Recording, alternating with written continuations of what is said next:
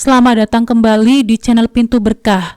Seperti biasa, kita akan berbagi cerita tentang kehidupan rumah tangga yang penuh intrik, kesedihan dan kebahagiaan yang dikemas penuh makna. Sebelum lanjut ke ceritanya, jangan lupa like, subscribe dan komen dari daerah mana saja kalian menonton.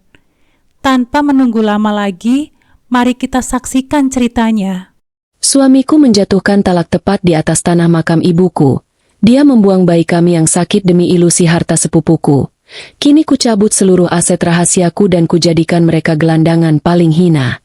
Namaku Kinanti, usiaku 30 tahun, dan secara hukum, aku adalah pemilik sah dari seluruh ekosistem bisnis Paramita Capital yang bernilai triliunan.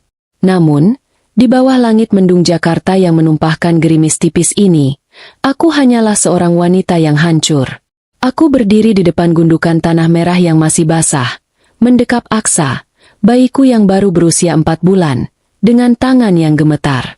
Ibuku baru saja dikuburkan, dan separuh jiwaku rasanya ikut tertimbun di bawah sana. Rumah besar peninggalan ibu yang selama ini kami tempati sekarang terasa seperti kandang emas yang menyesakan. Selama 3 tahun pernikahan, aku sengaja menekan identitas aslinya. Aku ingin dicintai sebagai Kinanti yang sederhana, seorang wanita yang cukup bahagia dengan daster rumahan dan aroma bedak bayi. Aku memberikan panggung kepada Arga, suamiku, untuk merasa menjadi pahlawan finansial keluarga. Padahal setiap sen yang ia pamerkan di sirkel sosialnya adalah hasil dari portofolio investasi yang aku kelola di balik layar. Aku menoleh ke samping, mencari sandaran. Namun, Arga Danuarta, pria yang kusebut suami itu, justru berdiri 5 meter jauhnya dari nisan ibuku. Ia tidak sedang berduka. Matanya terpaku pada layar ponsel, jempolnya bergerak lincah, dan sesekali senyum tipis yang menjijikan tersungging di bibirnya. Ia tampak lebih sibuk membalas pesan singkat daripada menghibur istrinya yang baru saja kehilangan orang tua tunggalnya. Arga. Aksa badannya panas sekali, bisikku lirih, mencoba memecah keheningannya. Suaraku parau, terkubur oleh isak tangis beberapa kerabat yang masih tersisa di pemakaman. Arga hanya melirikku sekilas dengan tatapan dingin, tipe tatapan yang diberikan seseorang kepada aset beracun yang sudah tidak memiliki nilai jual. Ya sudah, kasih obat saja nanti di rumah. Aku sedang ada urusan mendadak dengan klien. Kin, jangan manja, kamu kan sudah besar. Jawabnya ketus sebelum kembali membelakangiku. Klien? Aku tahu persis jadwal perusahaannya. Tidak ada klien yang akan menghubungi seorang manajer operasional di hari pemakaman ibu mertuanya, kecuali klien itu adalah benalu yang sedang menghisap kewarasannya. Tiba-tiba, suara deru mesin mobil mewah membelah kesunyian area pemakaman yang tenang. Sebuah sedan sport berwarna merah menyala berhenti tepat di gerbang pemakaman. Seorang wanita keluar dengan gerakan yang sangat dramatis. Ia mengenakan terusan hitam ketat yang lebih cocok untuk pesta koktail daripada pemakaman, lengkap dengan kacamata hitam oversize dan tas tangan bermerek yang harganya setara dengan biaya sekolah Aksa hingga sarjana. Itu Fanya, sepupuku, wanita yang selalu menyebut dirinya sosialita internasional, sejak pulang dari luar negeri 2 bulan lalu. Fanya melangkah di atas tanah becek dengan sepatu hak tingginya seolah-olah ia sedang berjalan di atas catwalk. Ia sama sekali tidak menghampiri nisan ibuku, wanita yang selama ini membiayai sekolahnya melalui beasiswa keluarga Paramita. Ia langsung menuju ke arah Arga. Arga, maaf aku terlambat. Macetnya gila sekali. Seru Fanya dengan nada suara yang sengaja dikeraskan, seolah-olah ia adalah tamu agung yang paling ditunggu. Aku terpaku melihat pemandangan di depanku. Arga, yang tadinya sedingin es padaku, mendadak berubah menjadi pria paling hangat di dunia. Ia merangkul pinggang Fanya dengan posesif, seolah-olah dunia hanya milik mereka berdua. Tidak ada rasa malu, tidak ada rasa hormat pada tanah kuburan yang masih segar di bawah kaki mereka. Tidak apa-apa, Fanya. Kamu datang saja aku sudah senang, ujar Arga lembut. Ia bahkan mengabaikan keberadaanku dan Aksa yang hanya berdiri 2 langkah dari mereka. Ibu Linda, ibu mertuaku, tiba-tiba muncul dari kerumunan pelayat dan langsung memeluk Fanya. Wajahnya yang tadi tampak bosan selama prosesi pemakaman kini berseri-seri. Aduh, Fanya sayang, kamu cantik sekali hari ini. Terima kasih ya sudah mau menyempatkan waktu datang ke pemakaman ya. Meskipun suasananya suram begini gara-gara Kinanti terus-terusan menangis. Ibu Linda kemudian menoleh padaku. Matanya menyipit penuh penghinaan. Kinanti, berhenti pasang muka melas begitu. Malu dilihat orang.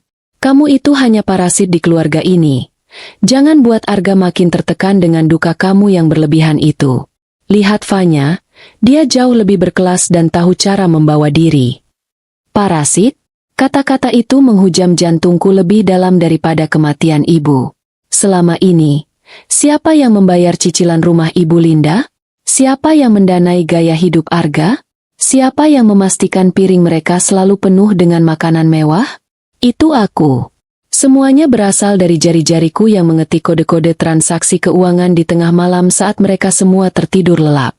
Aku menunduk, menatap wajah Aksa yang memerah karena demam. Di saat itulah, aku merasakan sesuatu yang patah di dalam diriku. Rasa cinta yang selama ini kusimpan untuk Arga, rasa hormat untuk Ibu Linda, dan sisa kasih sayang keluarga untuk Fanya semuanya menguap, digantikan oleh cairan dingin yang mengalir di pembuluh darahku. Aku bukan lagi Kinanti yang lemah. Aku adalah Kinanti Paramita, sang eksekutor. Fanya, suaraku keluar dengan nada yang sangat datar. Hampir tanpa emosi. Kacamata hitammu bagus. Belinya pakai uang hasil investasi di luar negeri yang kamu banggakan itu. Fanya sedikit tersentak, lalu membetulkan letak tasnya dengan angkuh. Tentu saja, Kin. Kamu mana paham soal kemewahan. Kamu terlalu sibuk pakai daster lusuh dan mengurus anak. Arga butuh wanita yang bisa mendukung karirnya, bukan yang hanya bisa menangis di kuburan. Aku tersenyum tipis. Sangat tipis hingga mereka tidak bisa menyadarinya. Di balik kacamata hitam Fanya, aku bisa melihat bayangan seorang wanita yang sebenarnya sedang tenggelam dalam tumpukan utang. Aku tahu persis bahwa tas yang ia pegang itu dibeli melalui pinjaman high interest dari salah satu anak perusahaanku. Aku tahu bahwa gaya hidupnya hanyalah fasad yang rapuh. Dan Arga, suamiku yang narsistik itu, sedang bersiap-siap untuk melompat dari kapal yang ia pikir bocor, yakni pernikahanku, ke atas kapal pesiar mewah yang ia pikir milik Fanya. Padahal, kapal Fanya hanyalah gabus yang akan hancur begitu aku meniupnya. Arga, kamu tidak mau menggendong Aksa sebentar? Dia demam. Tanyaku sekali lagi, sebuah ujian terakhir sebelum aku benar-benar menutup pintu maaf. Arga mendengus kasar. Aku mau pergi makan siang dengan Fanya dan ibu. Ada urusan bisnis penting yang harus dibicarakan. Kamu pulang saja sendiri naik taksi. Jangan manja. Mereka bertiga berbalik, meninggalkan aku sendirian di tengah gerimis yang semakin deras. Ibu Linda tertawa renyah sambil menggandeng tangan Fanya. Sementara Arga membukakan pintu mobil sport merah itu untuk si pelakor murahan tersebut. Aku berdiri mematung. Di tanganku, aku merasakan getaran ponsel. Sebuah notifikasi masuk dari asisten pribadiku, Pak Yanto. Ibu Kinanti, semua akses rekening bersama Tuan Arga sudah saya pantau. Dana yang ia gunakan untuk reservasi hotel atas nama Fanya malam ini sudah saya catat untuk bukti audit. Perintah selanjutnya. Aku menatap nisan ibuku. Aku berjanji dalam hati, di atas tanah basah ini, bahwa mereka tidak akan menikmati Rp1 pun dari hartaku mulai detik ini. Mereka mengira aku adalah sampah yang bisa dibuang setelah ibu tiada. Mereka mengira aku adalah beban yang tidak punya tumpuan. Istirahatlah dengan tenang, Bu, bisikku sambil mengusap nisan batu itu. Kinanti akan memastikan mereka semua kembali ke tempat asal mereka. Selokan. Aku berjalan keluar dari area pemakaman dengan langkah yang mantap. Tidak ada lagi air mata. Aksa menangis dalam pelukanku, seolah merasakan amarah ibunya. Aku masuk ke dalam taksi yang sudah menunggu, mengeluarkan laptop dari tas bayiku, dan mulai mengakses pusat data Paramita Capital. Layar monitor menampilkan grafik merah pada akun milik Fanya. Gadis bodoh, gumamku sinis. Kamu bahkan tidak tahu bahwa pemilik utangmu saat ini sedang berada di belakangmu. Jari-jariku menari di atas keyboard. Langkah pertama, Likuidasi aset tidak langsung pada properti yang dijanjikan Fanya kepada Arga.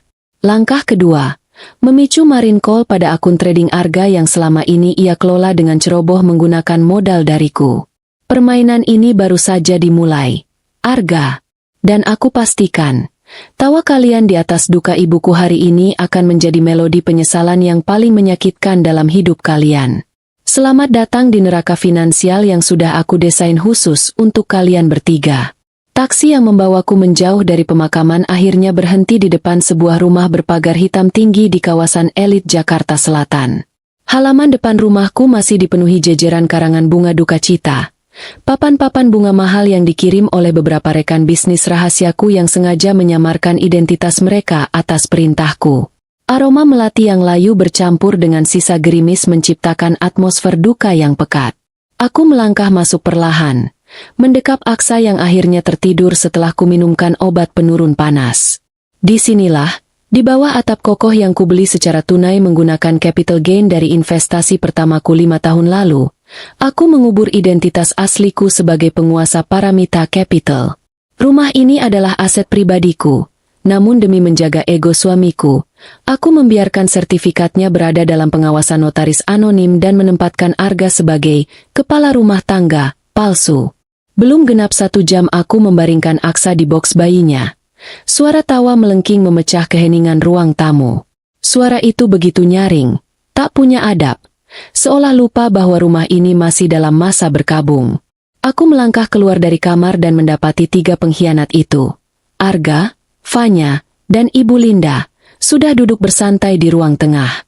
Mereka menguasai sofa kulit Italia seharga ratusan juta yang Arga pikir ia cicil dengan gaji manajernya. Padahal, setiap bulan, sistem autodebit dari rekening bayanganku lah yang melunasi semua tagihan gaya hidup palsu pria narsistik itu. Fanya mengipasi dirinya dengan tangan, memandang sekeliling dengan tatapan jijik yang dibuat-buat. Arga sayang, rumah ini pengap sekali. Ya, nanti kalau kita sudah resmi menikah, kita beli rumah di kawasan Menteng saja. Aku tidak betah tinggal di tempat yang interiornya murahan begini. Terlalu banyak barang usang. Arga tertawa kecil, mencium punggung tangan Fanya dengan mesra. Tentu, sayang, rumah ini memang sudah saatnya dijual. Lagi pula, aku sudah muak dengan suasana suram di sini. Mataku menyipit tajam. Dijual? Arga bahkan tidak memiliki hak hukum atas sehelai karpet pun di rumah ini. Otaknya benar-benar sudah dibutakan oleh ilusi kekuasaan. Kinanti. Suara melengking Ibu Linda menyentakku. Ia menunjuk ke arahku dengan telunjuknya yang dipenuhi cincin emas. Baguslah kamu sudah keluar. Duduk sana. Arga mau bicara penting. Jangan berdiri mematung seperti hantu. Aku melangkah tenang. Dengan balutan pakaian hitam berkabung yang masih melekat, aku berdiri berjarak beberapa meter dari mereka. Karangan bunga mawar putih bertuliskan turut berduka cita berdiri tepat di belakangku, menjadi latar belakang panggung komedi murahan ini. Aku tidak duduk. Aku menatap mereka satu persatu dengan pandangan observatif seorang predator yang menilai mangsanya. Ada apa, Arga? Tanyaku datar, menyembunyikan badai kalkulasi di dalam kepalaku. Arga menegakkan punggungnya, memasang wajah arogan dan sok berwibawa. Aku tidak mau basa-basi. Kinanti, ibuku benar. Kamu ini hanya beban. Selama ini kamu hanya numpang hidup padaku. Ditambah lagi dengan ibumu yang sudah meninggal dan anakmu yang penyakitan itu. Aku sudah lelah membiayai kemiskinanmu. Ia mengambil napas panjang, lalu menjatuhkan bom yang ia pikir akan menghancurkan mentalku hingga berkeping-keping. Mulai detik ini, aku menceraikanmu. Aku menjatuhkan talak 1 padamu. Kemasi barang-barangmu, dan pergi dari rumahku secepatnya. Talak, di hari pemakaman ibuku. Di tengah rumah yang masih diselimuti duka. Kekejamannya sungguh di luar batas nalar manusia. Namun anehnya, kata-kata itu justru membebaskan rantai terakhir yang menahan amarahku. Lalu, bagaimana dengan Aksa? Dia darah dagingmu. Arga, pancingku. Aku butuh pernyataan verbal penolakannya sebagai amunisi tambahanku nanti. Arga mendengus jijik, mengibaskan tangannya seolah sedang mengusir lalat. Bawa saja anak itu. Aku tidak butuh bayi penyakitan yang hanya akan menguras tabunganku untuk biaya dokter. Fanya akan memberiku keturunan yang lebih sehat, bibit unggul dari keluarga kaya, bukan dari perempuan berdaster lusuh sepertimu. Betul sekali. Ibu Linda menimpali dengan semangat yang membara. Wajah tuanya berbinar penuh keserakahan. Keluarga kami butuh menantu yang selevel, yang bisa mengangkat derajat keluarga. Bukan parasit sepertimu. Lihat Fanya, dia itu wanita karir, punya bisnis besar di luar negeri.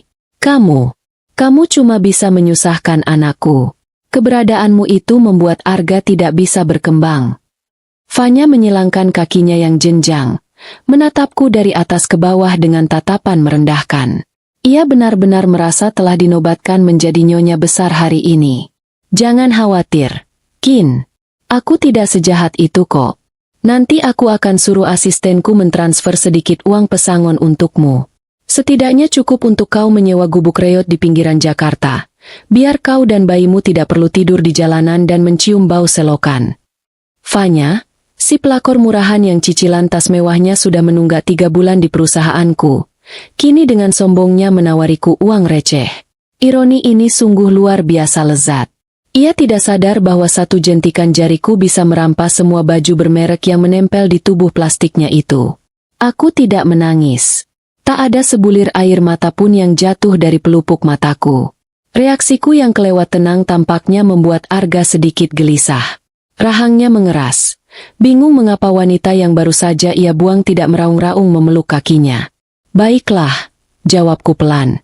Suaraku sedingin es di Antartika.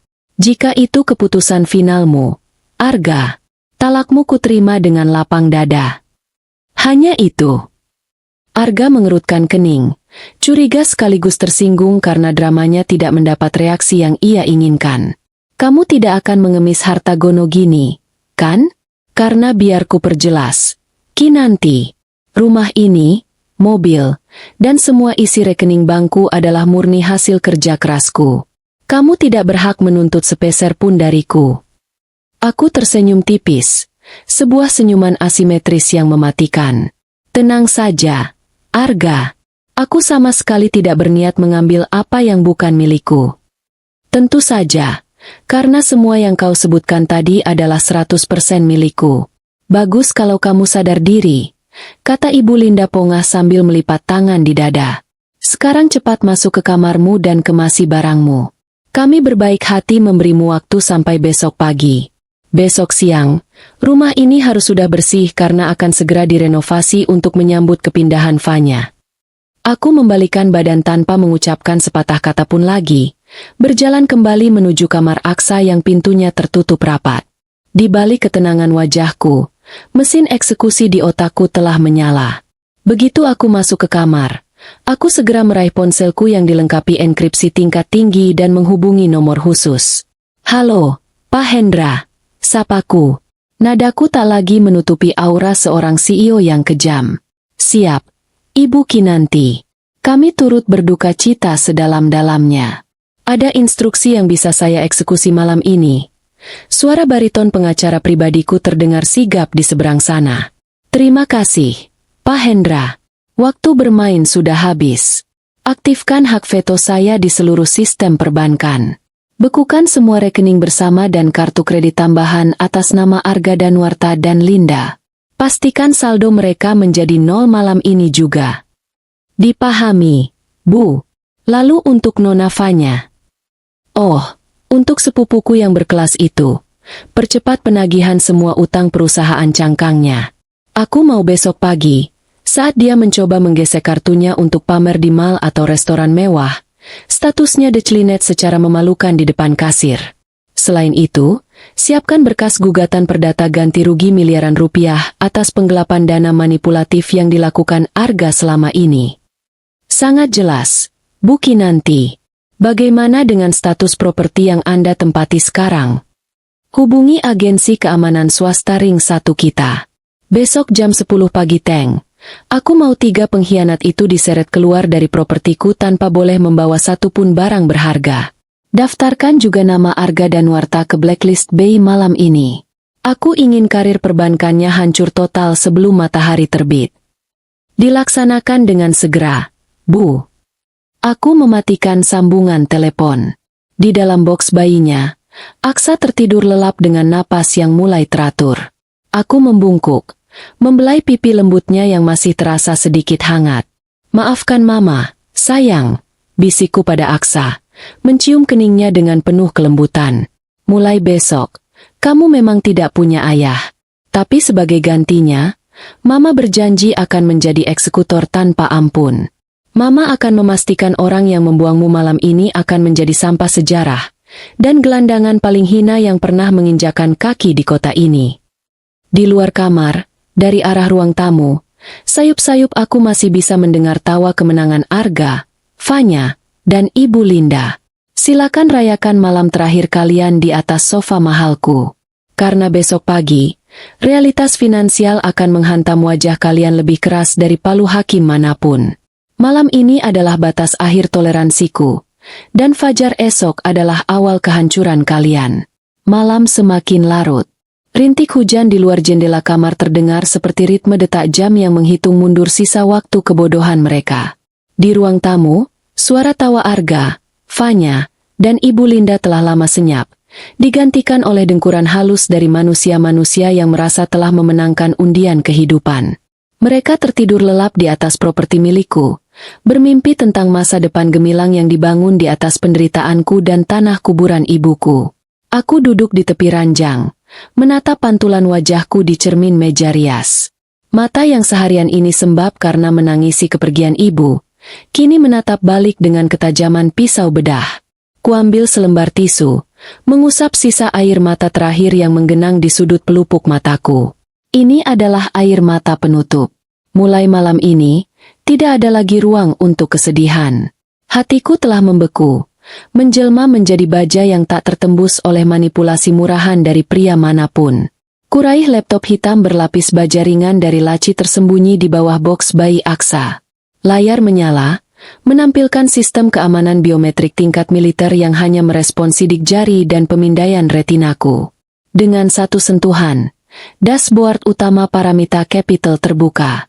Aliran data, grafik hijau dan merah, serta angka-angka bernilai triliunan rupiah memenuhi layar, mencerminkan kekuasaan absolut yang selama ini kusembunyikan di balik das terlusuh yang selalu dihina oleh Ibu Linda.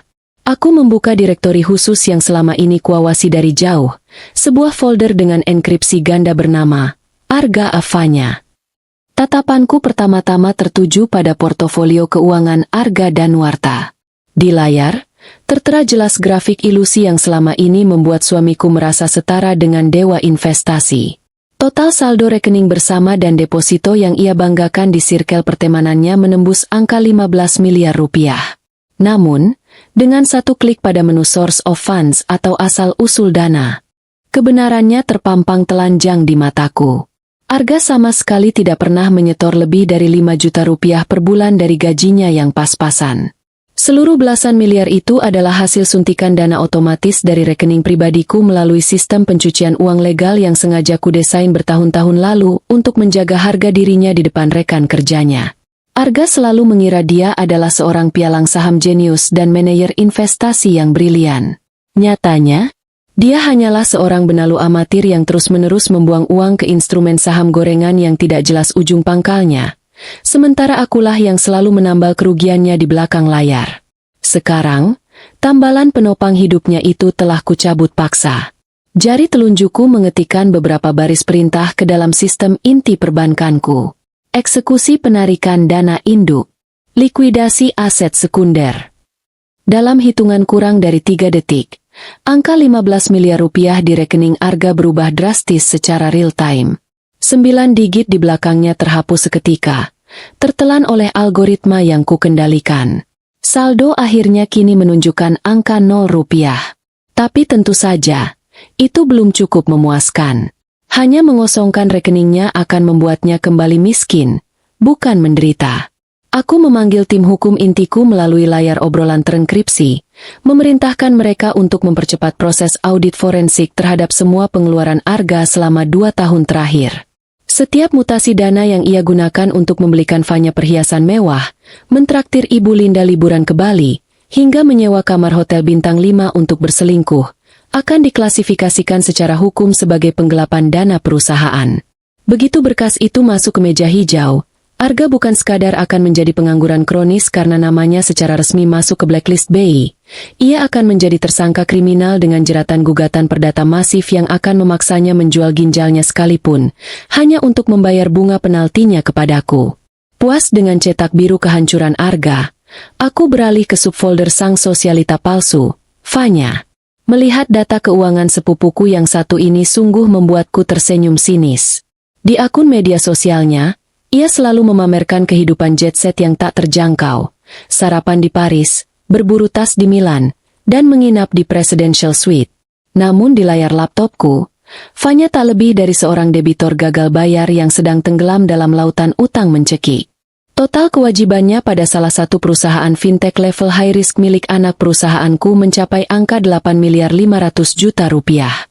Semua gaya hidup mewahnya murni merupakan ilusi optik yang didanai sepenuhnya oleh aset beracun.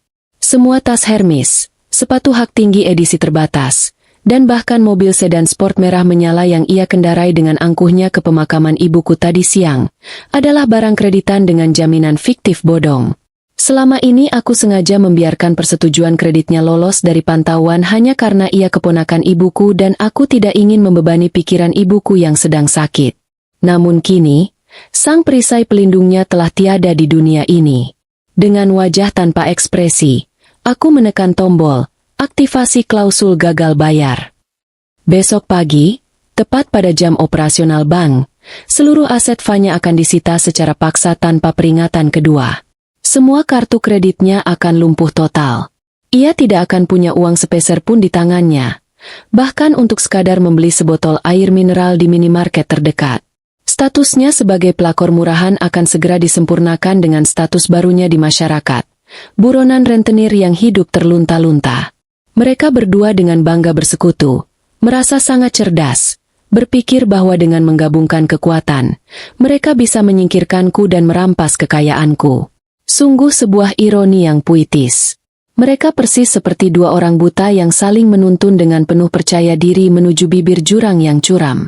Arga merasa sedang numpang hidup pada wanita super kaya, padahal Fanya berutang miliaran, dan Fanya merasa mendapatkan pria sukses, padahal saldo suamiku kini nol besar.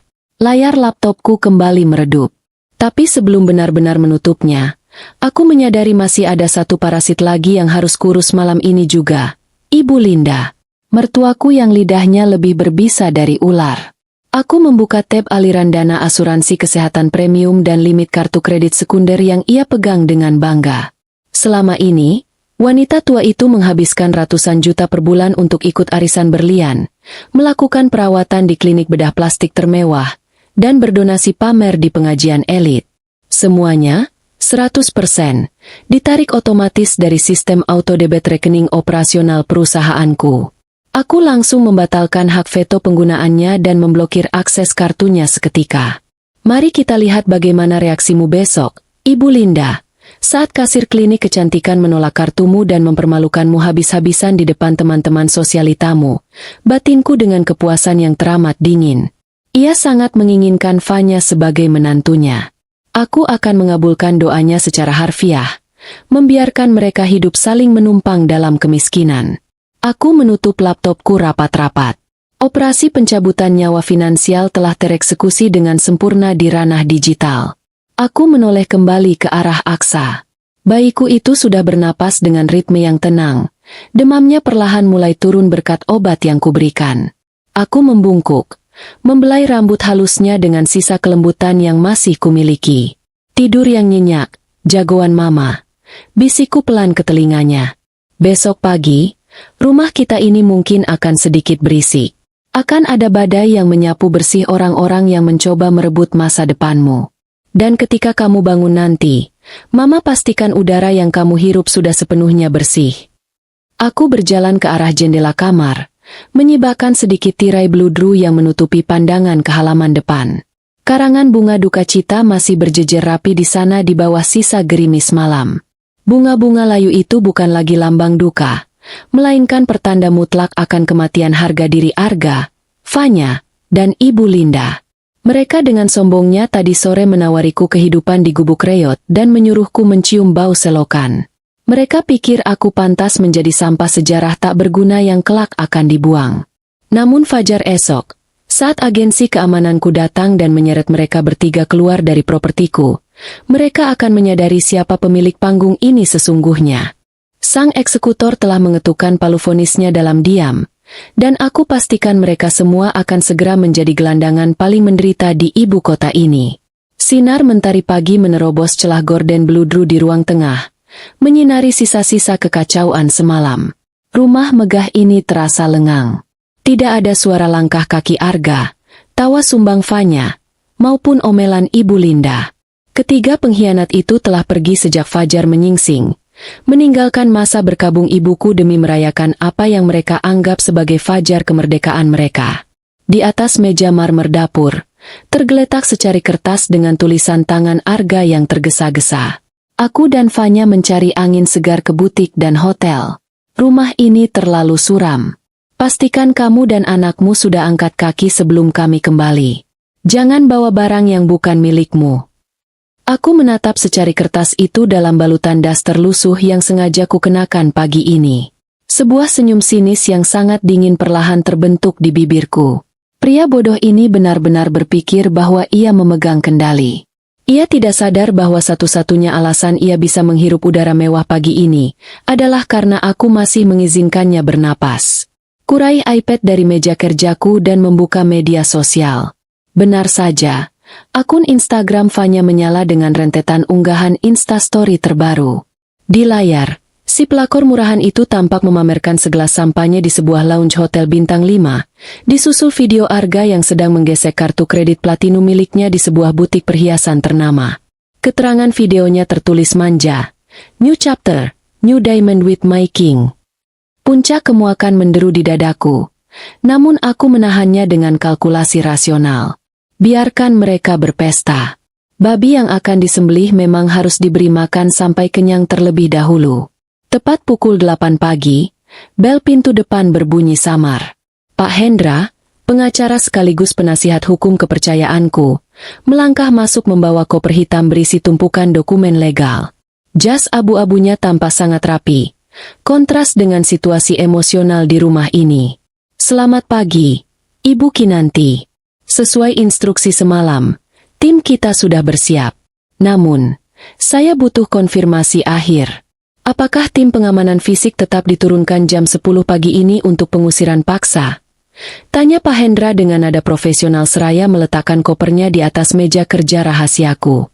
Aku menggeleng pelan, mataku menatap tajam ke arah grafik finansial di layar monitor. "Tunda pengusiran fisiknya, Pak Hendra. Semalam aku berpikir ulang. Mengusir mereka hari ini terlalu cepat dan kurang menyakitkan. Aku ingin mengulur tali jebakan ini sedikit lebih panjang. Biarkan mereka memanjat lebih tinggi dalam ilusi kekayaan mereka, agar saat aku memotong talinya, mereka jatuh tepat ke dasar neraka." Langkah yang sangat taktis, Bu. "Kalau begitu, kita fokus pada operasi senyap hari ini," sahut Pak Hendra, mengeluarkan tumpukan map tebal. "Kita mulai proses likuidasi aset secara diam-diam. Silakan tanda tangan di sini, Bu." Aku mengambil pena emas peninggalan ibuku dan mulai membaca klausul pertama. Ini adalah dokumen sertifikat hak milik rumah ini beserta 2 apartemen mewah yang selama ini diklaim Arga sebagai miliknya. Arga pasti sangat yakin bahwa rumah ini adalah harta Gonogini karena dibeli setelah kami menikah, ujarku sini sambil membubuhkan tanda tangan. "Secara hukum, dia tidak memiliki peluang sama sekali, Bu," jelas Pak Hendra dengan senyum tipis. "Rumah ini dibeli oleh entitas korporasi anonim di bawah naungan Paramita Capital, dan Anda baru saja mentransfer status kepemilikannya ke dalam sebuah trust fund tertutup. Di mata hukum perdata, Arga Danwarta tak lebih dari seorang tamu yang numpang hidup tanpa hak sewa." Aku beralih ke dokumen kedua.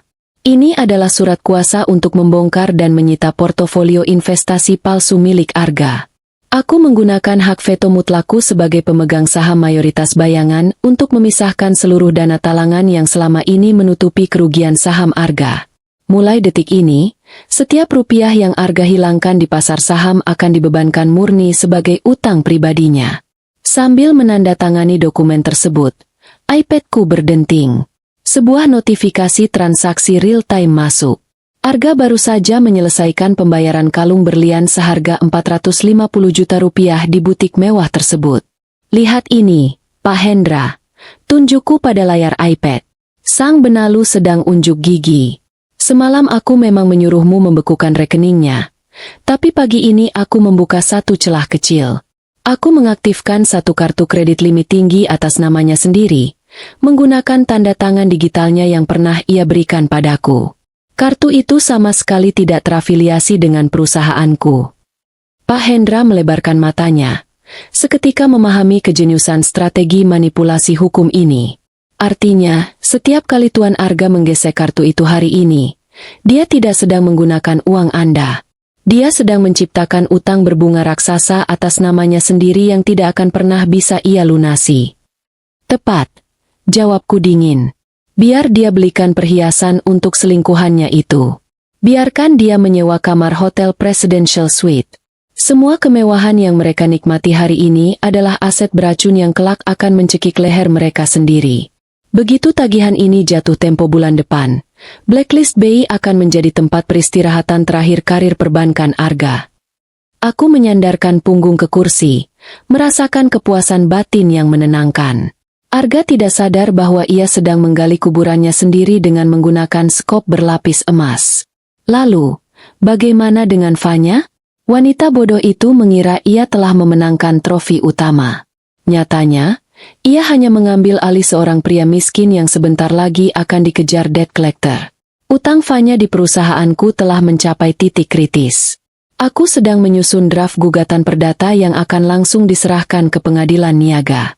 Ketika vonis itu turun, semua barang mewah yang Fanya kenakan akan dilucuti secara paksa di depan umum oleh jurusita. Tidak ketinggalan, Ibu Linda, mertuaku yang agung itu. Di monitor pelacakanku, kulihat sistem autodebit dari kartu sekundernya baru saja ditolak di sebuah klinik spa kelas atas. Transaksi sebesar 15 juta rupiah gagal diproses. Aku bisa membayangkan wajah paniknya saat ini. Berdebat dengan kasir sambil menahan rasa malu di depan rekan-rekan sosialitanya yang bermulut tajam. Ia adalah parasit yang selama ini memakan darah ibuku, dan hari ini, keran nutrisinya telah kututup mati. Siapkan semua dokumen ini untuk diajukan ke pengadilan paling lambat akhir pekan ini. Pak Hendra, perintahku dengan nada otoritatif. Aku ingin bukti penggelapan dana yang dilakukan Arga dikemas serapi mungkin. Begitu mereka menyadari uang mereka telah habis, aku ingin surat panggilan polisi menjadi hidangan penutup mereka. Dilaksanakan, Bu Kinanti. Anda benar-benar seorang arsitek kehancuran yang sempurna. Pak Hendra membereskan berkas-berkasnya dan pamit undur diri, meninggalkanku sendirian di ruang kerja yang hening ini. Operasi senyap telah sukses dijalankan. Secara legal dan finansial, Arga dan Fanya sudah mati terbunuh di atas kertas. Mereka hanya belum menyadarinya karena masih sibuk menari di atas nisan ibuku. Aku berdiri dan melangkah ke arah jendela, menatap awan kelabu yang perlahan menyingkir, membiarkan cahaya matahari siang menyinari halaman rumahku.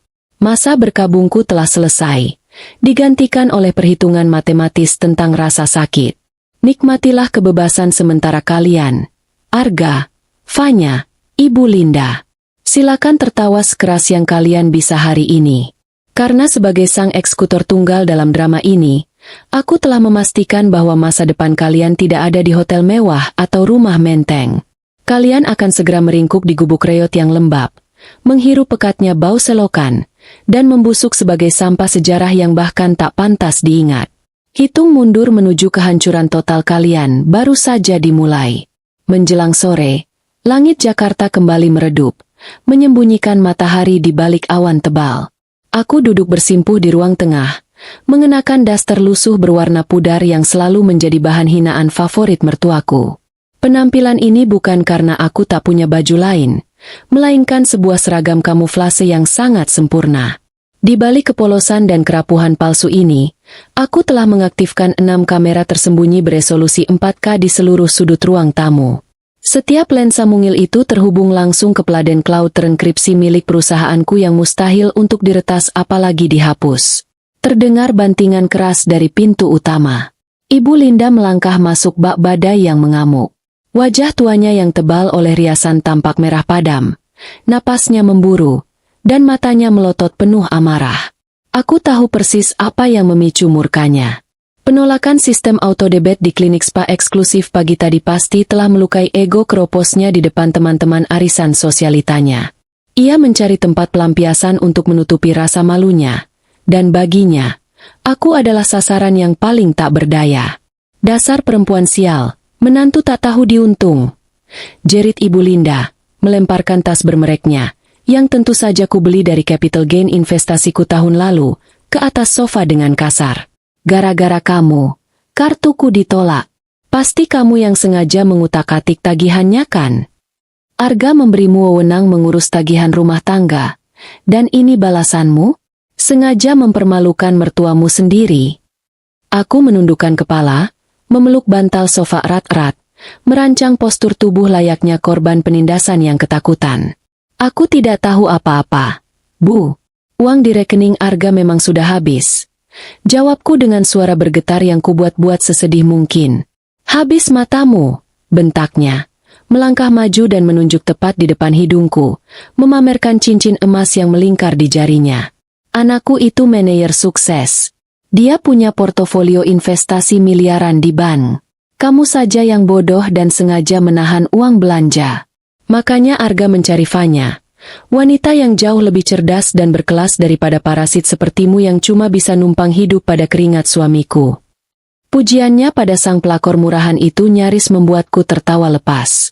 Ibu Linda tidak tahu bahwa wanita, cerdas dan berkelas, yang ia puja itu saat ini sedang sibuk menambah beban utangnya, menggesek kartu kredit yang sebentar lagi akan mencekik lehernya sendiri. Mata liar Ibu Linda tiba-tiba tertuju pada sebuah kotak bludru merah yang sengaja kuletakkan setengah terbuka di atas meja nakas dekat televisi. Kotak perhiasan itu bukan tertinggal secara kebetulan. Sejak pagi, setelah menganalisis profil psikologis mertuaku yang serakah dan impulsif, aku sengaja menempatkan umpan tersebut. Aku tahu dia akan datang dengan amarah setelah dipermalukan oleh sistem pembayaran. Aku tahu dia membutuhkan trofi kompensasi untuk memuaskan egonya yang terluka. Itu adalah kotak perhiasan peninggalan almarhumah ibuku.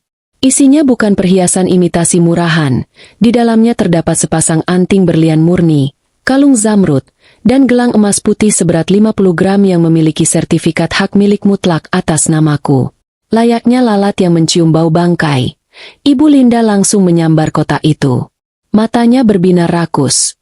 Pupilnya membesar saat melihat kilau perhiasan berharga di dalamnya. Ini pasti barang-barang ibumu yang baru mati itu, kan? Desisnya dengan senyum serakah yang sangat menjijikan. Arga sudah menceraikanmu semalam. Kau akan segera pergi dari sini. Sebagai ganti rugi karena anakku harus menanggung malu punya istri beban sepertimu, dan sebagai ganti uangku yang tertahan di kartu hari ini semua aku sita. Ibu, tolong jangan. Itu satu-satunya warisan ibuku. Ratapku, melompat dari sofa dan berpura-pura berusaha merebut kotak itu. Aku sengaja mengulurkan tangan dengan lemah, membiarkan tanganku ditepis kasar olehnya hingga aku limbung ke belakang. Diam kau, sampah sejarah. Ibu Linda mendorong bahuku dengan keras hingga aku terduduk kembali ke sofa. Ia mengunci kotak perhiasan itu dan memasukkannya dengan tergesa-gesa ke dalam tasnya yang besar. Hitung-hitung ini untuk modal tambahan pernikahan Arga dan Fanya. Mereka butuh perabotan berkelas, bukan perempuan berdaster lusuh yang sebentar lagi bakal hidup di pinggir jalan mencium bau selokan. Bersiaplah angkat kaki besok pagi. Tanpa rasa bersalah sedikit pun, wanita tua itu berbalik dan melenggang keluar dari rumah, membawa lari aset senilai lebih dari 800 juta rupiah di dalam tasnya. Ia pergi dengan tawa kemenangan, merasa berhasil menjarah sisa-sisa harga diriku. Pintu dibanting tertutup, mengembalikan keheningan yang mencekam di ruang tamu. Seketika itu juga, topeng ketakutanku luruh tanpa sisa. Ratapan palsuku tergantikan oleh dengusan sinis yang bergema di dinding rumah. Aku berdiri perlahan, merapikan dasterku, dan berjalan kembali ke depan laptopku dengan langkah seorang ratu yang baru saja memenangkan peperangan. Kuraih tetikus dan memutar ulang rekaman CCTV. Kualitas gambarnya sangat sempurna. Resolusi tinggi dengan audio yang tajam menangkap setiap ancaman, setiap hinaan, dan, yang paling krusial, setiap adegan perampasan paksa yang dilakukan Ibu Linda secara sadar.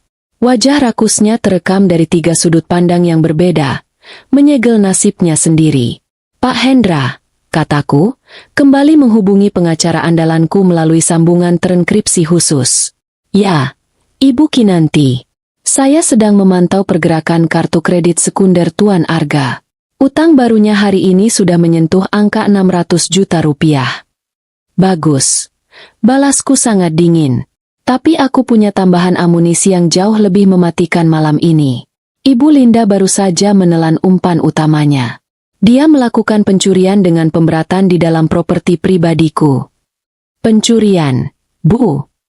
Suara Pak Hendra terdengar sedikit terkejut, namun segera berubah menjadi antusiasme profesional. "Ya." Dia mengambil kotak perhiasan peninggalan ibuku secara paksa di depan mataku. Semuanya terekam kamera 4K, lengkap dengan suaranya yang secara verbal mengonfirmasi bahwa ia mengambilnya untuk mendanai pernikahan Arga dan selingkuhannya. Nilai taksirannya lebih dari 800 juta rupiah. Ini bukan sekadar delik aduan ringan, Pak Hendra. Ini adalah pencurian dengan kekerasan. "Luar biasa, Bu Kinanti," kekeh Pak Hendra di seberang sana.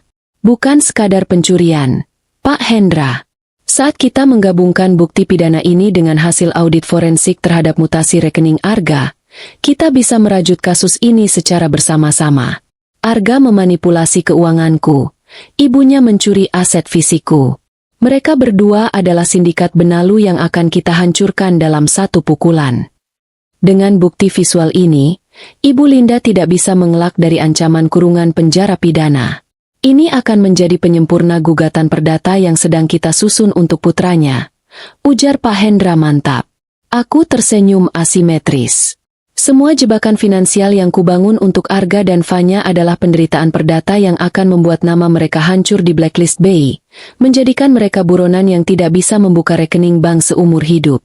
Namun, untuk mertuaku yang selalu merendahkanku ini, aku menyiapkan sel penjara jeruji besi yang nyata. Ia tidak akan menikmati sisa hidupnya bersantai ria. Simpan rekaman yang baru saja kukirimkan ke server utama, Pak Hendra. Kita akan meledakkan semua bukti ini pada momen yang paling tepat. Aku ingin likuidasi aset dan hak veto atas perusahaan cangkang Arga selesai besok malam. Saat mereka merayakan pesta pertunangan lusa, aku akan datang sebagai sang eksekutor. Sesuai perintah, Bu Kinanti. Selamat malam. Aku menutup laptop. Keputusanku tak bisa lagi diganggu-gugat.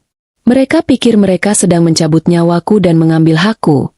Padahal mereka baru saja menyerahkan leher mereka ke tiang gantungan yang kurakit sendiri.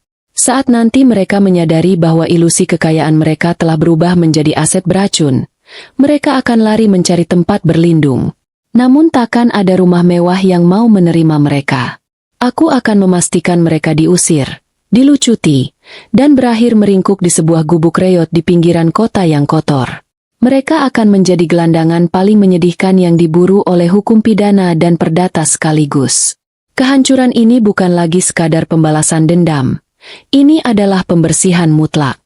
Matahari siang menyengat aspal ibu kota dengan kejam. Tapi di dalam ruang kerjaku yang berlapis baja dan kedap suara, suhu terasa sedingin es. Layar monitor melengkung berukuran 40 inci di hadapanku memantulkan pergerakan data real-time dari Paramita Multifinance, salah satu anak perusahaan Paramita Capital yang bergerak di bidang pembiayaan properti berisiko tinggi. Sebuah notifikasi pengajuan kredit baru saja masuk ke sistem underwriting dengan status berkedip, prioritas tinggi. Nama pemohon yang tertera di sana membuat sudut bibirku tertarik ke atas membentuk sebuah senyum asimetris yang mematikan. Fanya Anindira. Si pelakor murahan itu rupanya sedang terburu-buru membuktikan kelas sosial fiktifnya di depan Arga dan sirkel arisan Ibu Linda. Di layar itu, Terlampir proposal pembelian sebuah unit penthouse super mewah di kawasan elit Senopati senilai 12 miliar rupiah. Namun, layaknya wanita miskin yang bermimpi menjadi ratu semalam, Fanya tidak punya uang tunai. Ia mengajukan skema pinjaman dengan agunan palsu berupa dokumen bisnis butik luar negerinya yang fiktif. Lebih konyol lagi, ia meminta markup plafon kredit hingga 15 miliar rupiah dengan dalih, biaya renovasi interior dan penyediaan perabotan impor. Sebuah langkah bunuh diri finansial yang sangat vulgar, namun sangat memuaskan untuk kutonton secara langsung bak pertunjukan teater. Fanya mengira dia sedang mengelabui perusahaan leasing bodoh dengan dokumen Photoshop miliknya. Tidak tahu bahwa ia sedang berjalan telanjang di depan sang pemilik modal yang sesungguhnya. Sistem kecerdasan buatan di komputerku dengan cepat mendeteksi bahwa profil risikonya masuk secara telak ke dalam kategori aset beracun. Secara normal, sistem algoritma manajemen risiko manapun akan langsung menolak aplikasi sampah ini dalam hitungan detik. Tapi aku bukan sistem normal. Aku adalah sang eksekutor yang sedang menganyam tali gantungan seukuran leher mereka. Kurai ponselku yang dilengkapi enkripsi tingkat militer dan menekan nomor direktur kredit anak perusahaanku. Halo, Bu Kinanti. Kami mendeteksi anomali penipuan besar pada aplikasi atas nama Fanya Anindira. Dokumen jaminannya penuh manipulasi dan laporan keuangannya palsu. Apakah kami harus memblokir pengajuannya, melikuidasi aset agunannya yang ada sekarang, dan memasukkannya ke blacklist B sore ini juga untuk tindak pidana penipuan bank? Suara bariton profesional sang direktur terdengar tegas dari seberang. Jangan ditolak, Pak Direktur. Balasku pelan. Nadaku syarat akan perhitungan matematis yang tajam. Gunakan hak veto saya dari balik layar. Setujui markup kreditnya secara utuh. Cairkan dananya. Tetapi jangan ke rekening Fanya. Masukkan langsung ke rekening escrow penjual properti bodong yang diam-diam sudah kita siapkan sebelumnya sebagai entitas cangkang perusahaan. Buat seolah-olah dia berhasil memanipulasi sistem kita. Disetujui? Tapi Ibu Kinanti, ini akan menciptakan kredit macet belasan miliar dalam sekejap tanpa underlying aset yang jelas. Protesnya halus, kebingungan menghadapi strategi ekstrim ini. Itu memang tujuan akhirnya. Aku ingin tagihan bunganya berjalan dengan sistem bunga majemuk harian tertinggi. Biarkan si parasit menjijikan itu merasa telah sah menjadi nyonya besar dengan memegang kunci penthouse ilusi tersebut hari ini. Besok malam, saat dia gagal melakukan penyetoran pertama atau saat kita secara mendadak membekukan aliran dananya atas dasar temuan audit, seluruh utang raksasa itu akan runtuh menimpa kepalanya bersamaan dengan gugatan perdata yang sudah kusiapkan secara berlapis. Luar biasa kejam, Bu. Instruksi dipahami dan segera dieksekusi. Tutup sang direktur, menyadari ia sedang melayani seorang maestro kehancuran. Baru saja aku mematikan sambungan telepon tersebut. Ponsel pribadiku bergetar kasar. Nama, Arga, mantan, muncul berkedip di layar. Aku membiarkannya berdering 4 kali, mengulur kesabarannya, sebelum menjawabnya dengan nada paling datar dan hampa yang bisa kuciptakan. Ya, Kinanti, kamu masih meringkuk di rumahku. Bentak Arga kasar di ujung telepon. Suara dentuman musik live dari sebuah kafe kelas atas terdengar memekakan telinga di latar belakang. Aku harap kamu sudah mengepak daster lusuh dan barang-barang murahmu itu ke dalam koper plastik. Besok siang aku tidak mau melihat wajah murungmu lagi saat aku dan Fanya pulang. Aku bersandar rileks di kursi kulit mahalku. Mataku tak lepas menatap grafik portofolio utang Fanya yang baru saja resmi membengkak menjadi 15 miliar rupiah akibat persetujuan rahasiaku. Garis grafiknya melesat ke atas seperti roket yang siap meledak di udara. Jangan khawatir, Arga. Aku sedang memastikan tidak ada satupun barang berharga yang tertinggal di sini. Jawabku tenang, membiarkan makna ganda dari ucapanku melayang di udara. Bagus. Sadar diri sajalah. Kinanti, kamu itu cuma numpang hidup selama ini pada keringatku. Oh, asal kamu tahu saja agar kau sadar seberapa jauh jarak kasta kita sekarang. Fanya baru saja menyelesaikan transaksi pembelian penthouse mewah untuk kami tinggali setelah pesta pertunangan besok. Harganya belasan miliar. Sesuatu yang bahkan dalam mimpi basahmu sekalipun tak akan pernah bisa kau sentuh. Arga menyombongkan diri, tawanya menggema memuakan. penuh dengan rasa keunggulan ilusi. Belasan miliar? Wow, angka yang fantastis. Pasti sangat membanggakannya. Bisa beralih profesi menjadi pria yang menumpang hidup di ketiak wanita sekaya Fanya. Balasku, membiarkan intonasiku sedikit mengiris, namun tetap mempertahankan keanggunan yang elegan. Aku memukul egonya tepat di titik paling sensitif. Tutup mulutmu yang tidak berpendidikan itu. Aku bukan benalu sepertimu. Arga meraung, memancing amarahnya sendiri. Aku punya kekayaanku sendiri, dan dengan Fanya, kami adalah power couple. Tidak sepertimu yang kelak cuma bisa memungut sisa makanan dan tidur di gubuk reot dengan bau selokan yang menyengat paru-parumu. Aku tidak tersinggung. Hinaan verbal Arga tak lebih dari sekadar gonggongan anjing Chihuahua di depan sang singa betina yang sedang mengasah cakarnya. Aku mendoakan yang terbaik untuk masa depan investasi properti baru kalian, Arga. Tapi ingat, aturan pertama menjadi power couple adalah tidak boleh gagal bayar tagihan di pesta pertunangan mereka sendiri. Pastikan kartu kreditmu tidak membuatmu dipermalukan besok.